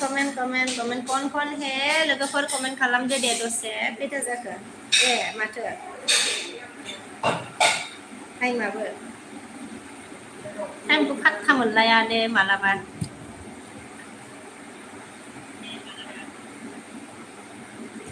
ओमफ्राय जोंहा मानखो जेया बेस्थ' नङालै बुस्थु आच्छा बुस्थु आच्छा अनलाइन जालाबाया बुस्थु होनदों आरो होनबा ने आं बेस्थ'सो फरायबावदों जारलासो दे होनबा बुस्थु होनदों आरो होनबा ना मिनिनो ओंखारबावबायसोहाय आंनि फरायनायखौ ओमफ्राय जोंहा फैला ब्लग ना मा ओंख्रि होनदों आरो ना आच्छा ओंख्रिया माबा आरोना जोंना थारुन आरोना फैला थेंक इउ आंनि एलबिसनाव फैनायनि थाखाय गोजोननाय थाबाय दे फैला ब्लग ओमफ्राय जोंहा सोर सोर गोदान दं जयेन जादो दे सन्नाफोर आङो बेक हरफिनगोन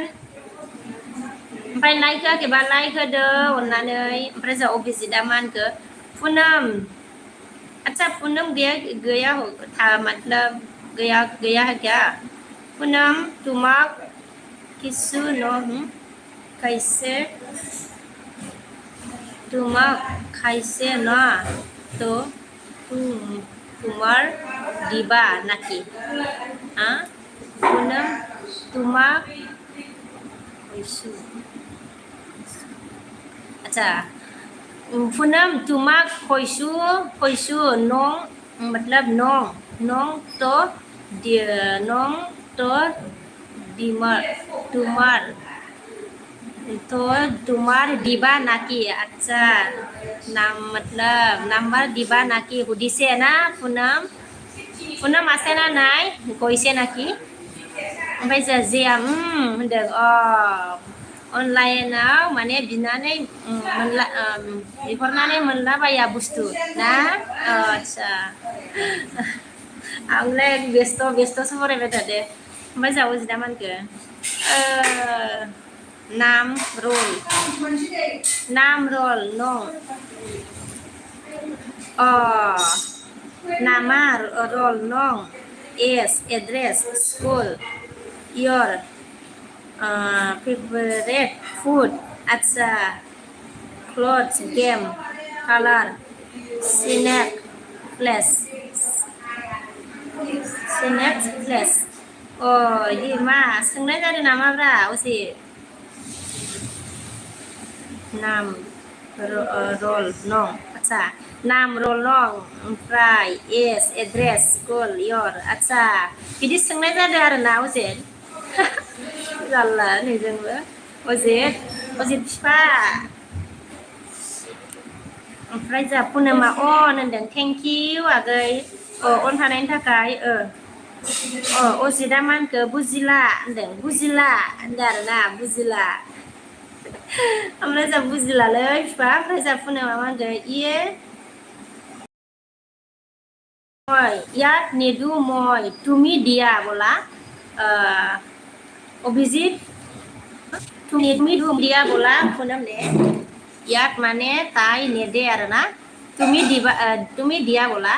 ओमफ्राय अभिजितआ मा होनखो व्हाट्सएप আছে তোমাৰ বला কৈছে মানে व्हाट्सएप আছে ना নাই সুধিছে ना पुनम अभिजित ने Punama on होनदों punama ase kyo होनदों ase kyo oise punam ne Obisidaman ke tumar kor to khot punam dan na tumar kor khot punam hodise obisit ne baca ziaman ke ayu zaya hundong ayu zaya hundang ri mono ona na ayo zaya oमफ्राय Hindu Hondo ri mona pona na hoi ang the thai inde acha man ke ri mon pona na thai ang thai như vậy hết para buzle silang je saya hendang para buzila se puna maman ke Rongnia Kamargao Rongnia Kamargao koise obisit gao tu matlab Rongnia Kamargao auto लिखिसे ना obisida o ओमफ्राय पुनो मामान के मतलब girlfriend आसेना नाय हुदिसे girlfriend आसेना नाय हुदिसे ओबोजित line log गया रे ओमफ्राय obisida मान के नाय मोर girlfriend अच्छा नाय बोले कैसे पुनमा on darana thank you on थानायनि थाखाय पुनमा मानखो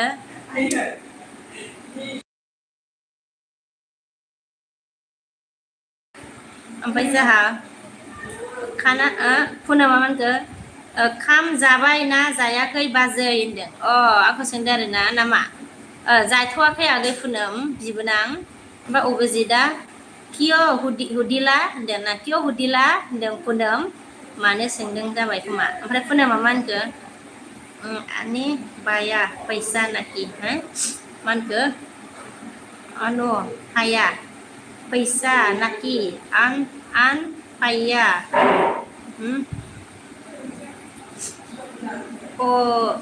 paya paisa naki dan na naki paisa naki inde paisa naki inde pizidaman ke nai pawanai inde acha pizidaman ke tumar to dia nong inde tumar to dia nong inde na punam acha punam ka punam aman ke ki dibo lage inde ki diba lage inde bhaja ozidaman ke punam sab खालामबाय return back होनदों आच्छा अजिदा Punam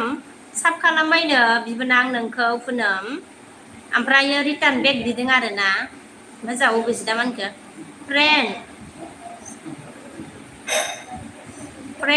hisabot kota patim होनदों आरोना आच्छा hisabot kota patim कैसे Punam मानखौ अजिद comment खालामदो बिके sorry बेग होगोन होनदों आरोना अजिद कमेन्ट खालाम बेग हरगोननो ओमफ्राय जा पुनमा मानखो निदु मय तुमि दिया जुदि दिया मय निदु होनदों निदु मय तुमि दिया जुदि दिया मय निदु होनदों आरोना ओमफ्राय जा जेया मानखो अनलाइन होनदों आरोना अनलाइन अनलाइन ओमफ्राय जा अभिजिता मानखो मय दिलुं दिखु ना नं होनदों मय दिया देखो नं होनदों दिखायो दिखुं नं होनबाय आरोना ओमफ्राय अभिजिता मानखो मेसेज डिलेट होल बोला आच्छा मेसेज डिलेट होइसे पुनमा मानखो पुनमा खद दिया होनदों खद दिला हा होनदों आरोना खद दिला हा ओमफ्राय पुनमा हा होनदों आरोना ओमफ्राय अभिजिता मानखो दिसु तो जास होनदों आच्छा जास दिसु माने अभिजिता मानखो कियो मिसा खय आसा होनदों आरोना कियो मिसा खय आसा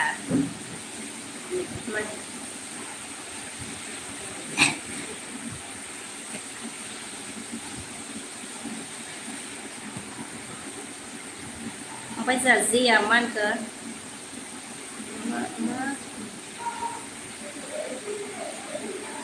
ओमफ्राय जेया मा होनखो मा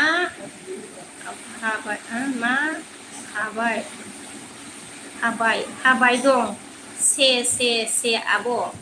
ए मा संबाय दं होनदों नामा जे सि आब' सि मा हाबाय मा बाबा हाबबाय दं होनदों ना मा हाबबाय दं सि आब' होनदों सि आब' मा सोंखो जे ओमफ्राय जोंहा पुनमआ मा होनबाय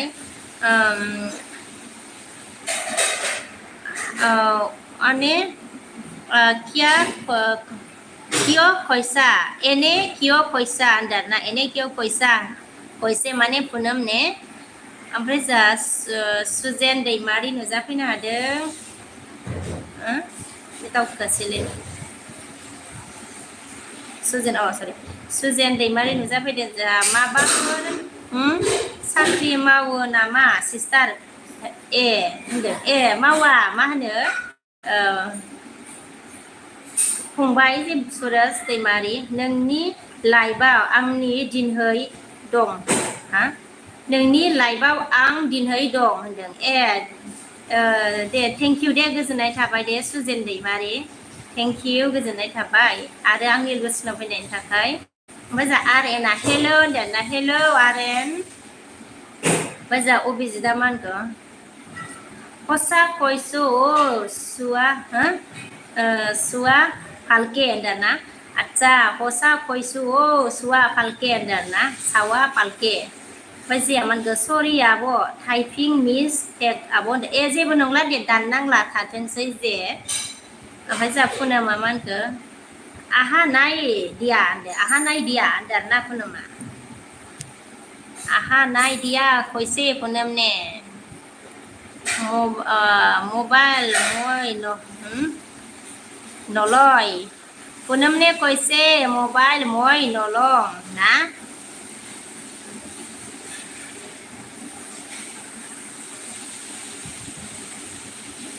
ओमफ्राय सुजेन दैमारि लाइक होदो दे लाइक होदो सनाफोर आयो लाइकखौ अनथारा होदो दे सनाफोर होदो दे एसे फैसा जाया मानगो माबा गाबनाय आच्छा खोनादों मोन आं होनदों आरो ना आर' सि होनदों ए माबा गाबनाय ओंख्रि थाव सेरनायखौ खोनादों दा होनबा ने जे ओंख्रि थाव मा होनो ओंख्रि थाव सेरनायखौ खोनादोंदांहाय होनबा सेंनो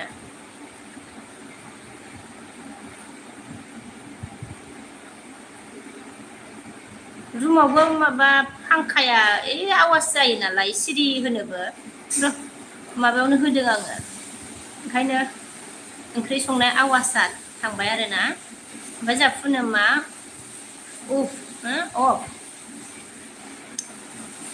ना ओमफ्राय अभिजितआ जामानगो पुनम तुमी की खेल मानगो पुनम तुमी की टाइटेल टाइटेल हय टाइटेल हय ना टाइटेल हय ना पुनम की तुमी की टाइटेल हय मला ओमफ्राय जोंहा जिया दा बेंगलि होनदों ना बाङालि आच्छा बाङालि ना बाङालि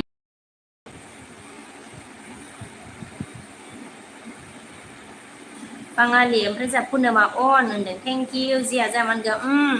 नोंगौ खोमा आला बेनो होनदों बेनो होनदों ना आला बेनो ओंख्रि सें खोनादों आरोना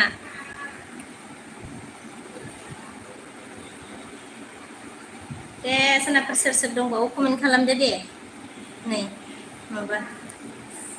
ओमफ्राय जोंहा जिया मा होनखो ओमफ्राय आब' मा ओंख्रि होनदों ए ओंख्रिया माबा जोंनिया थारुनसो आगै जे फंबाय थारुन आरोना ओंख्रिया ओमफ्राय जाखांबाय नामा जे नोंस्रालाय नोंलाय ओंखाम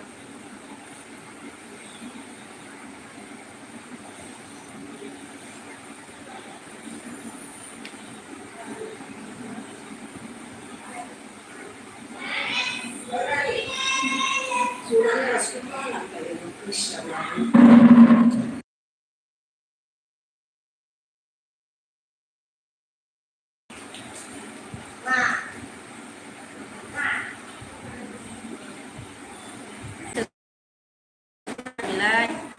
गल जाबाय नामा ओमफ्राय जाव बिदा मा होनदो ओमफ्राय जोंना खावसेखौ न' हा खावसे खावसे न' media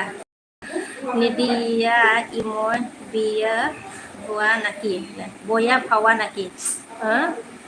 Jose hosa ke nong nidi acha koise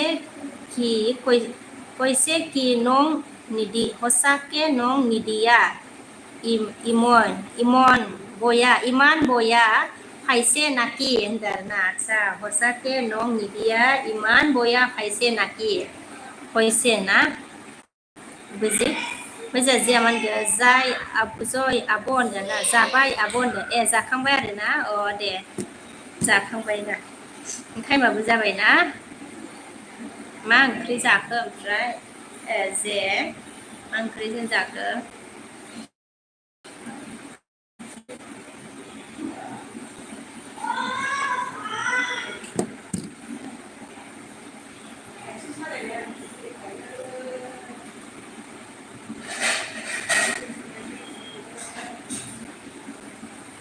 दे सनाफोर एसे कमेन्ट खालामबावदो दे नै 40-50 आं माबा दोनसै आरोना एकथा कमप्लिट जाथारथोंसै आरोना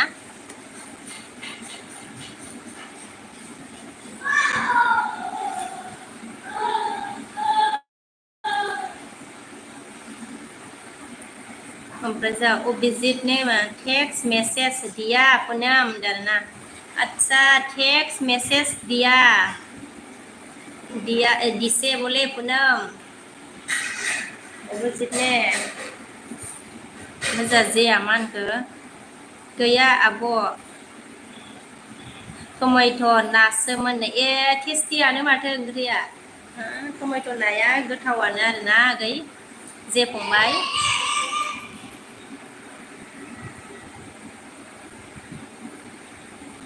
टमेट' ना टेस्टि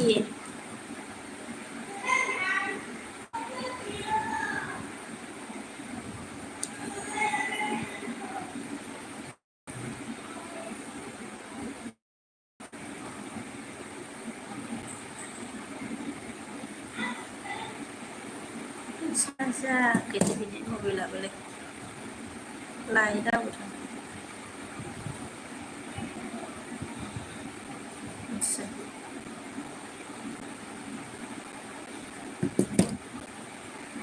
ओमफ्राय जामान ke uzida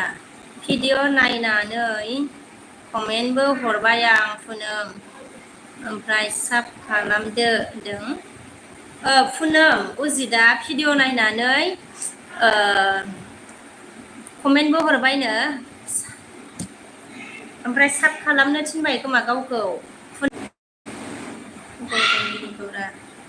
गल गल जाबाय नामाब्रा ओमफ्राय जाजाया आला माला आला माला होनदों गोथाव होनदोंना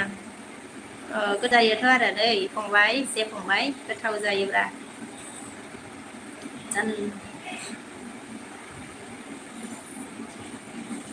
ओमफ्राय जे माबा अभिजित ना मा होनखो जोंहा दुपुरिया खिबा खाले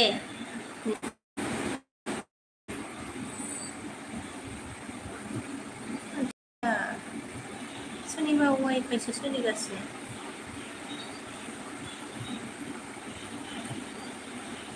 माबोरै वाइफाइ सोलिगासिनो आदसा दुपुरिया एको खावानाय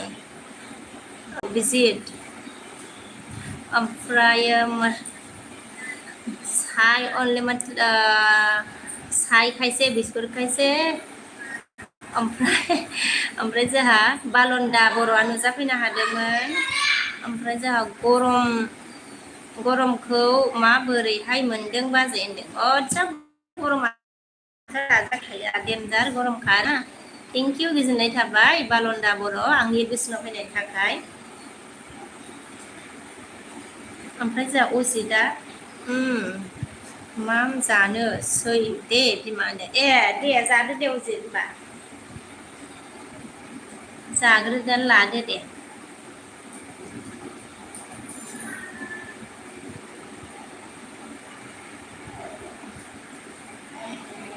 ओमफ्राय जोंहा पुनोमा मा होनदोंमोन खदिम बल खदिम होनदों आरोना खदिम ओमफ्राय खदिम ब्लु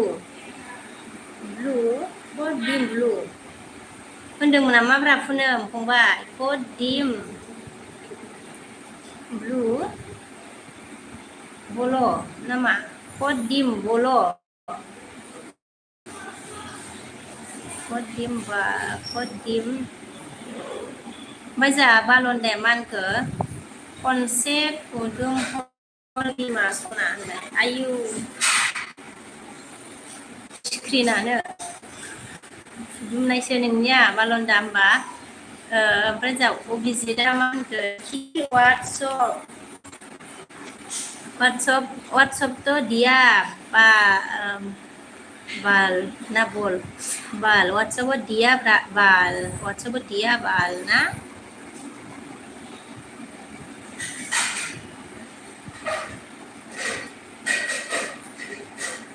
दे कमेन्ट खालामदो दे लाइक खालामदो कमेन्ट लाइक और सब जयन हो जाओ अगर नया है तो जयन हो जाओ जयन जादो लोगोफोर गोदानबा जयन जादो।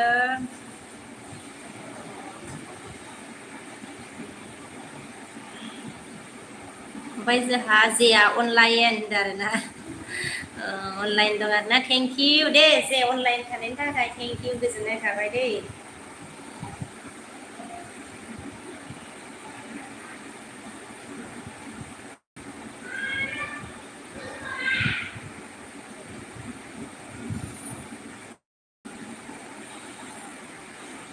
दे सोरनाफोर कमेन्ट ओमफ्राय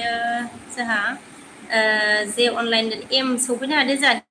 हेलौ दाना हेलौ एम गोजोननाय थाबाय।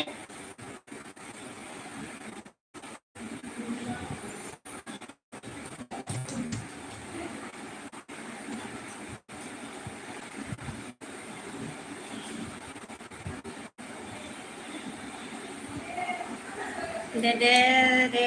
सोर दं कमेन्ट खालामदो कमेन्ट ओमफ्राय जोंहा एमआ मा होनबाय आब' ओंखाम जाबाय नामा होनदो ओहो जाथ'वाखै फंबाय ओंखाम जाथ'वाखै एलबि दोननानै जानोसै आरोना। ओमफ्राय जोंहा एम आब' ओंखाम जाबाय नामा होनदो ओमफ्राय जोंहा मा होनखो माबा बालन्दाया जा साइज नुदों बिमा मा फुनदों होनदों मोखाङाव मोखाङाव फुननायखौ खिथानो हालालै बालन्दा मा होनो सोमोखार खिथालाबायजाया आयदै नोंगौ सानलायनायनो। ओमफ्राय जोंहा मा होनदो एयार सफैनो हादों अके ओमफ्राय लाइकल' दे सना आं आदसा बेस्थ' दे आं बेस्थ'खौ मिथिखादों बेस्थ' बिरादनो। ओमफ्राय एयार थांखो ना माखो आंनियाथ' मा होनो मबाइलाबो गंसेल' बिराद खस्थ' जागोन र' आङो नोंजों कल एसे रायज्लायहरनोसै आरोना।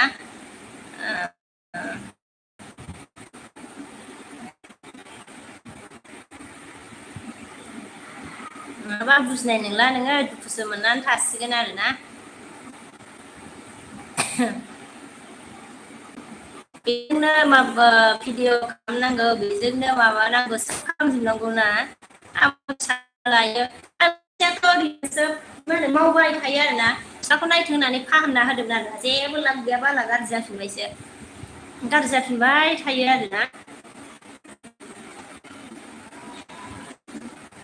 होला गंनैसो थाखाथारनांगौलै नङाबा जाया गंसेल' बेखौ मा आगोलाव होबाय थाबा फिसालाया मा खालामोमोन माबा फेसबुक मानि दाननानै दोनो इउटुबखौबो गिनांगौसो बेखौ जा जारलाखा गिनांगौ रागा जोंबाथाय मोजा एआरआ दोनबाय थेंकिउ एआर आङो कमेन्ट खालामना दोनबाय दे आब' होनदो अ दे आं बे हरफिनगोन दे फंबाय दे जे फंबाय हरफिनखागोन आं सिन्था दाखालाम ओमफ्राय जा एआरआ मा होनखो बेस्थ'थार आङो ओंखारथ'बाय अ दे जेबो नङा दे मा होनो एआर जेबो नङा दे आंबा मैया नोंनावथ' थांनो मोनासै मोनायावसो ओरैनो दसे लाइटल' होना फैबायना अबिजितआ जाहा मा होनखो खायसे मा होनखो माबा जागोन लायलायबाय सोर लायलायखो अबिजितआ जोंहा अबिजितनि थांखो अबिजित गया खायसे मय होनदों आरोना अ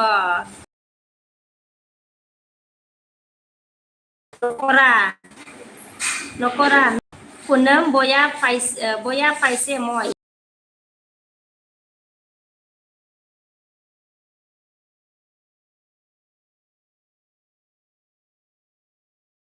desa moi number a kawanai mon number a kawanai kod dim darna belajar pun apa bangga ma kesem ma kesem man ke ahanai darna ma kesem ahanai darna koise ada ma kesem ahanai koise na pun nama tumi di acha tumi delete korisa tumi di ye delete korisa darna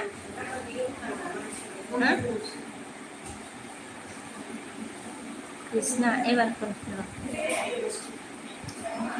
ओमफ्राय जा जेया मानखो अके होनबाय जा फुनमा होनबाय जा अबिजितआ मानखो हेल' ना दिलु हेल' ना दिलु न' इदि हेल' ना दिलु ना इटिया आरो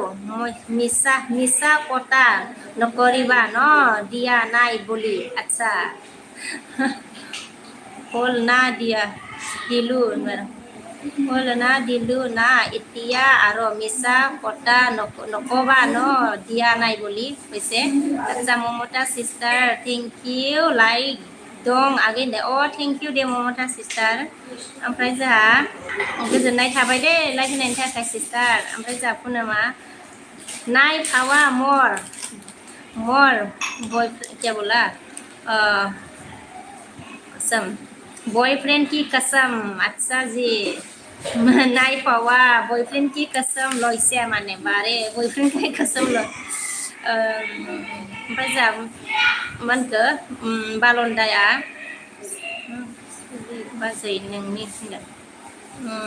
गसमलि बाजै मानखो गसलि बाजै नोंनि होनबाय बारा बुजियासै आङो Simota sister जा अन होनदों अन होनदों थेंक इउ सिस्टार ओमफ्राय जोहा कृष्णा अन ओमफ्राय जोहा जेया मा होनदोंमोन थांखो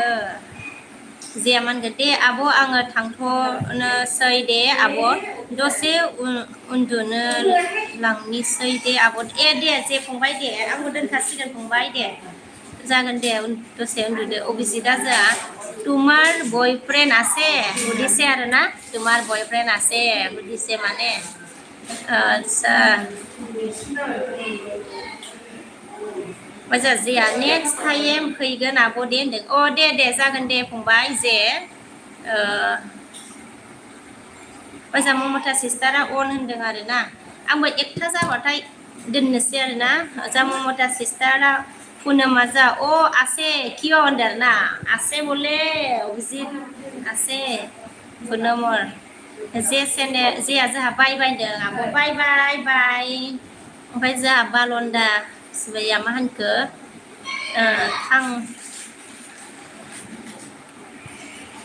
थान्दा बार मा होनखो थान्दा बरफ जाहैनो फै बिमा जोंहा होनदो ए थान्दा बरफसो जानो लोगो लादोंमोन होनबा मा होनो बालन्दा बर' ओमफ्राय जोंहा ममताया अन होनदों थेंक इउ सिस्टार ममता अन थेंक इउ ममता अन थेंक इउ आंबो जाथारनोसै 5 मिनिट दोननोसै आरोना मा ओंख्रि आगै दिनै दे ए ओंख्रिया थारुनसो सिस्टार जोंनिया हो मोनथियासैबा मा संखो थारुन लेमबाय नोंसोरो माबा थारुन लेमनानै मा संलाबायगो आं सङो सिस्टार गेदेर संदों मा होनो ममता सिस्टार थारुन लेमनाय नुबाय आङो ओमफ्राय आंनि खाथियावनो लेमबाय ओमफ्राय मा संखो बियो ओमफ्राय जोंहा अभिजितआ मा होनगोन ini ene hudisu kio boya paise naki darna acha ene hudise boya paise naki hudise mane Mamata sister अन थेंक इउ ओमफ्राय जोंहा बालन्दाया मा होनगौ उन्दुनोसै नामा बिमा दानो आयु मा उन्दुलाबायनोब्रा सानावलाय ओंखामखौनो जायाखैलै बालन्दा बर' फंबाय मा सरि बालन्दा मा होनो बिफा लिंदों ना सरि बिमा लिंदों नालाय बिफा लिंनोसै आरो ना ओमफ्राय जोंहा ममता सिस्टारा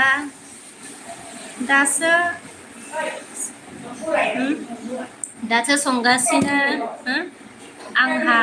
दाउ रोसिसो होनदो ए टेस्टिथार माथो होनबा सिस्टार दासो संगासिनो आरो ना दे संबाय थादो दे सिस्टार ओमफ्राय जोंहा पुनमआ मा होनखो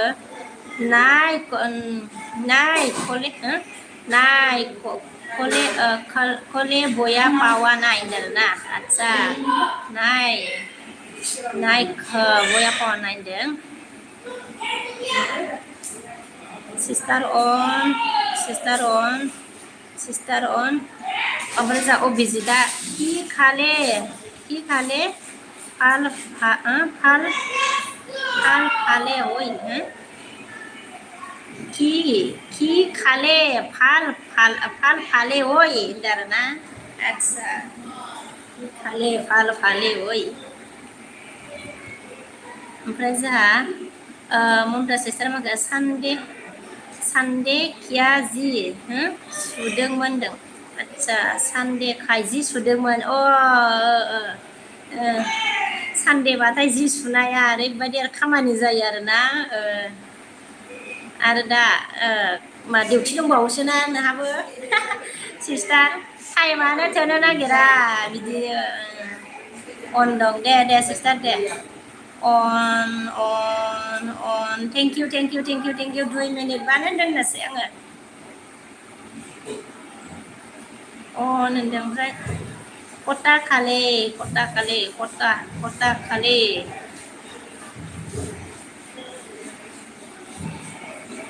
सिस्टार अन जोंहा बि बर' नुजाफैदों आरोना आब' होनदों आरोना फंबाय दे आगै सिस्टारा अन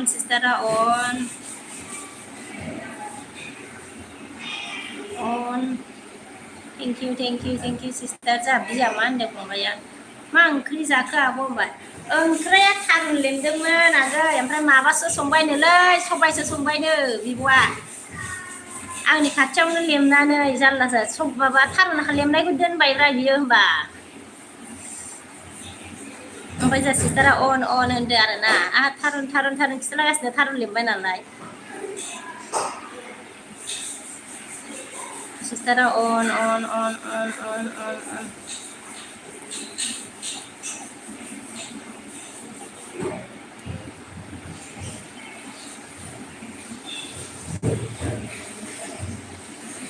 Tadi जाखाङोमोन हाय बियो हायबा जाखांला ओमफ्राय जा अबिजिदा मा होनगोन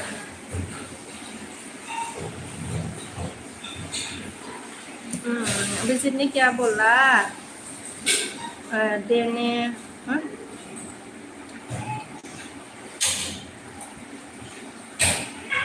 ना Tiano hole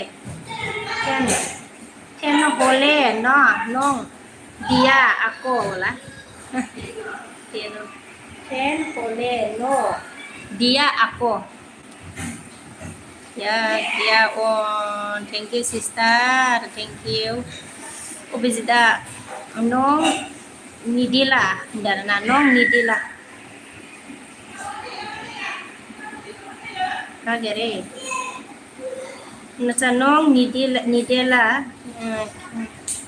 ke kota patim আচ্ছা নং নিদিলা কেনেকা কটা পাতিম কৈছে আৰু মানে অভিজিত নে আচ্ছা মমতা সিস্টারা থাকোতে আগে দে অ দে সিস্টার দে ओमफ्राय जा पुनमा थेंक इउ होनदो ना पुनम निदु ओमफ्राय फाय बाय ओमफ्राय थेंक इउ पैसा আচ্ছা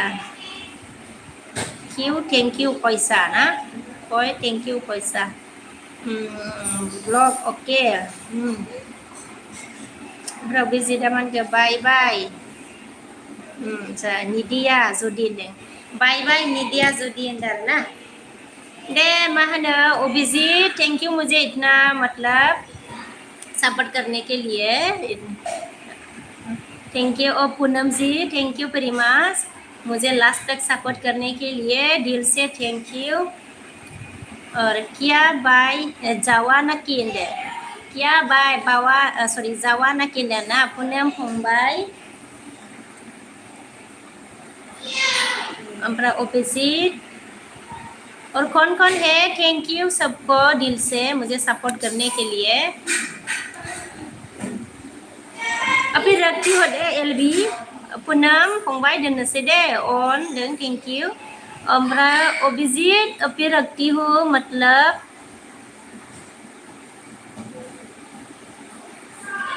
इतना मतलब ओकमिया कैसे इतना राखीम आरो ना एलबी राखीम ओकमिया फॉर्म एटा दुटा ना इतना राखीम दे पाइकी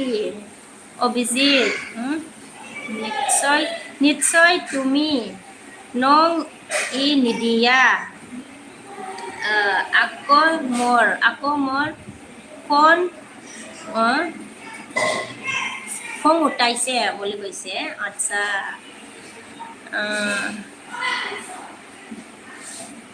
নিশ্চয় তুমি নং ই নিদিয়া আকৌ मुझे খং उठाইছে पुनमा जोंहा किय होनदों आरो ना दसे आब' आरो होनदों दसे आरो आब'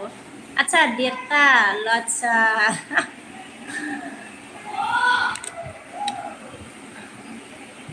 मानसिया खमायबायना आगै दे दसे दे होमबा दे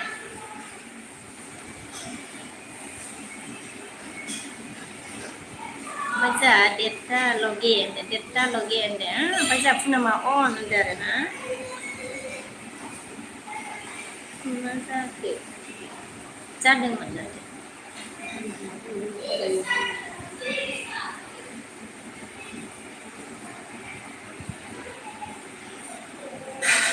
सनाफोर दोननोसै माने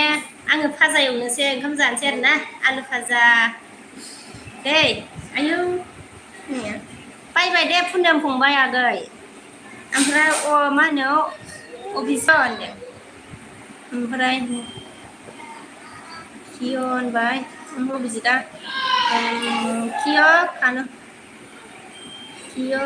किय खं उठिसे होनदों जा ओमफ्राय जा अभिजितआ मा होनखो नं टू निदिया और दिलु message Bore darna. Omprai punya maman kerja moi pawanai darna moi pawanai. Omprai ja balonda buat bai ba bai ba. Macam punya maman ke moi pawanai oi darna. Omprai ja punya maman ke atsa. Oh, kosa koisu je. Kosa koisu boleh koise punya maman ke ID Instagram ID की बोले कैसे पूनम ने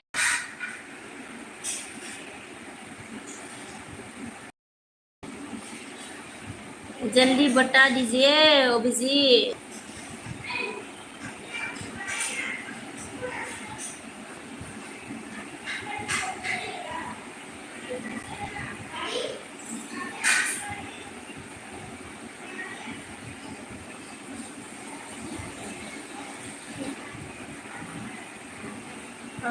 fry बता दिया क्या अभिजीत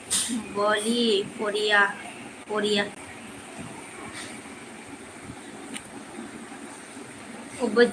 अभिजीत ने अभिजीत बाली Korea Korea डिसे होबाय रे डिसे होबाय पूनम लिख के लीजिए पूनम अभिजीत ने अभिजीता हरबाय नामा जा हलि मलि हलि हो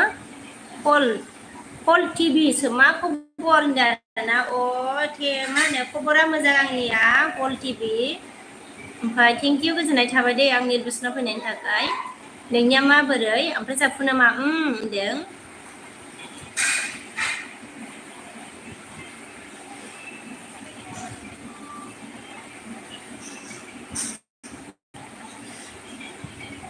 मोनसे जाला फैलानोसो जायो होलाय होलाय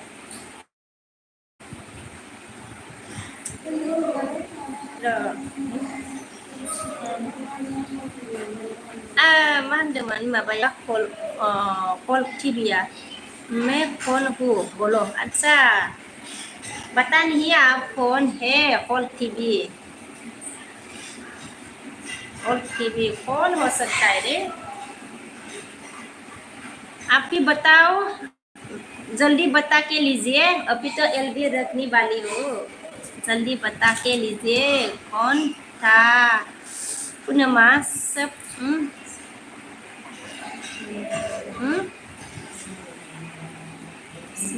SB ada bahasa Indonesia ओमफ्राय जोंहा हलि अच्छा हलि टिभिया मा नायक नायक हो होनदों मी नायक हो अच्छा नायक हो नायक अच्छा मी नायक ओ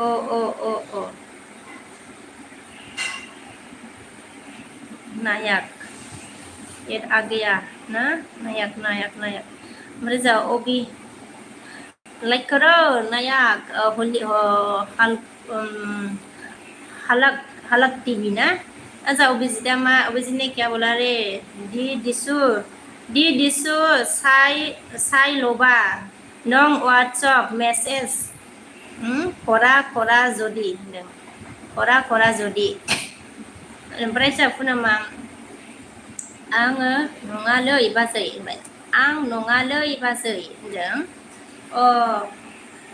नंगौ नामा फंबाय आं नङालै बाजै नाय होनदों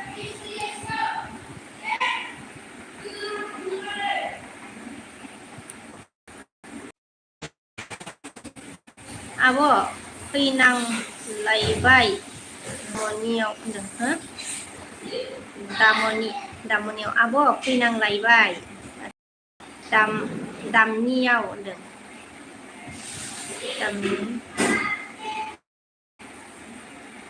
मोजां मा होनखो आं बुजियासै बारा हालाक टिभिया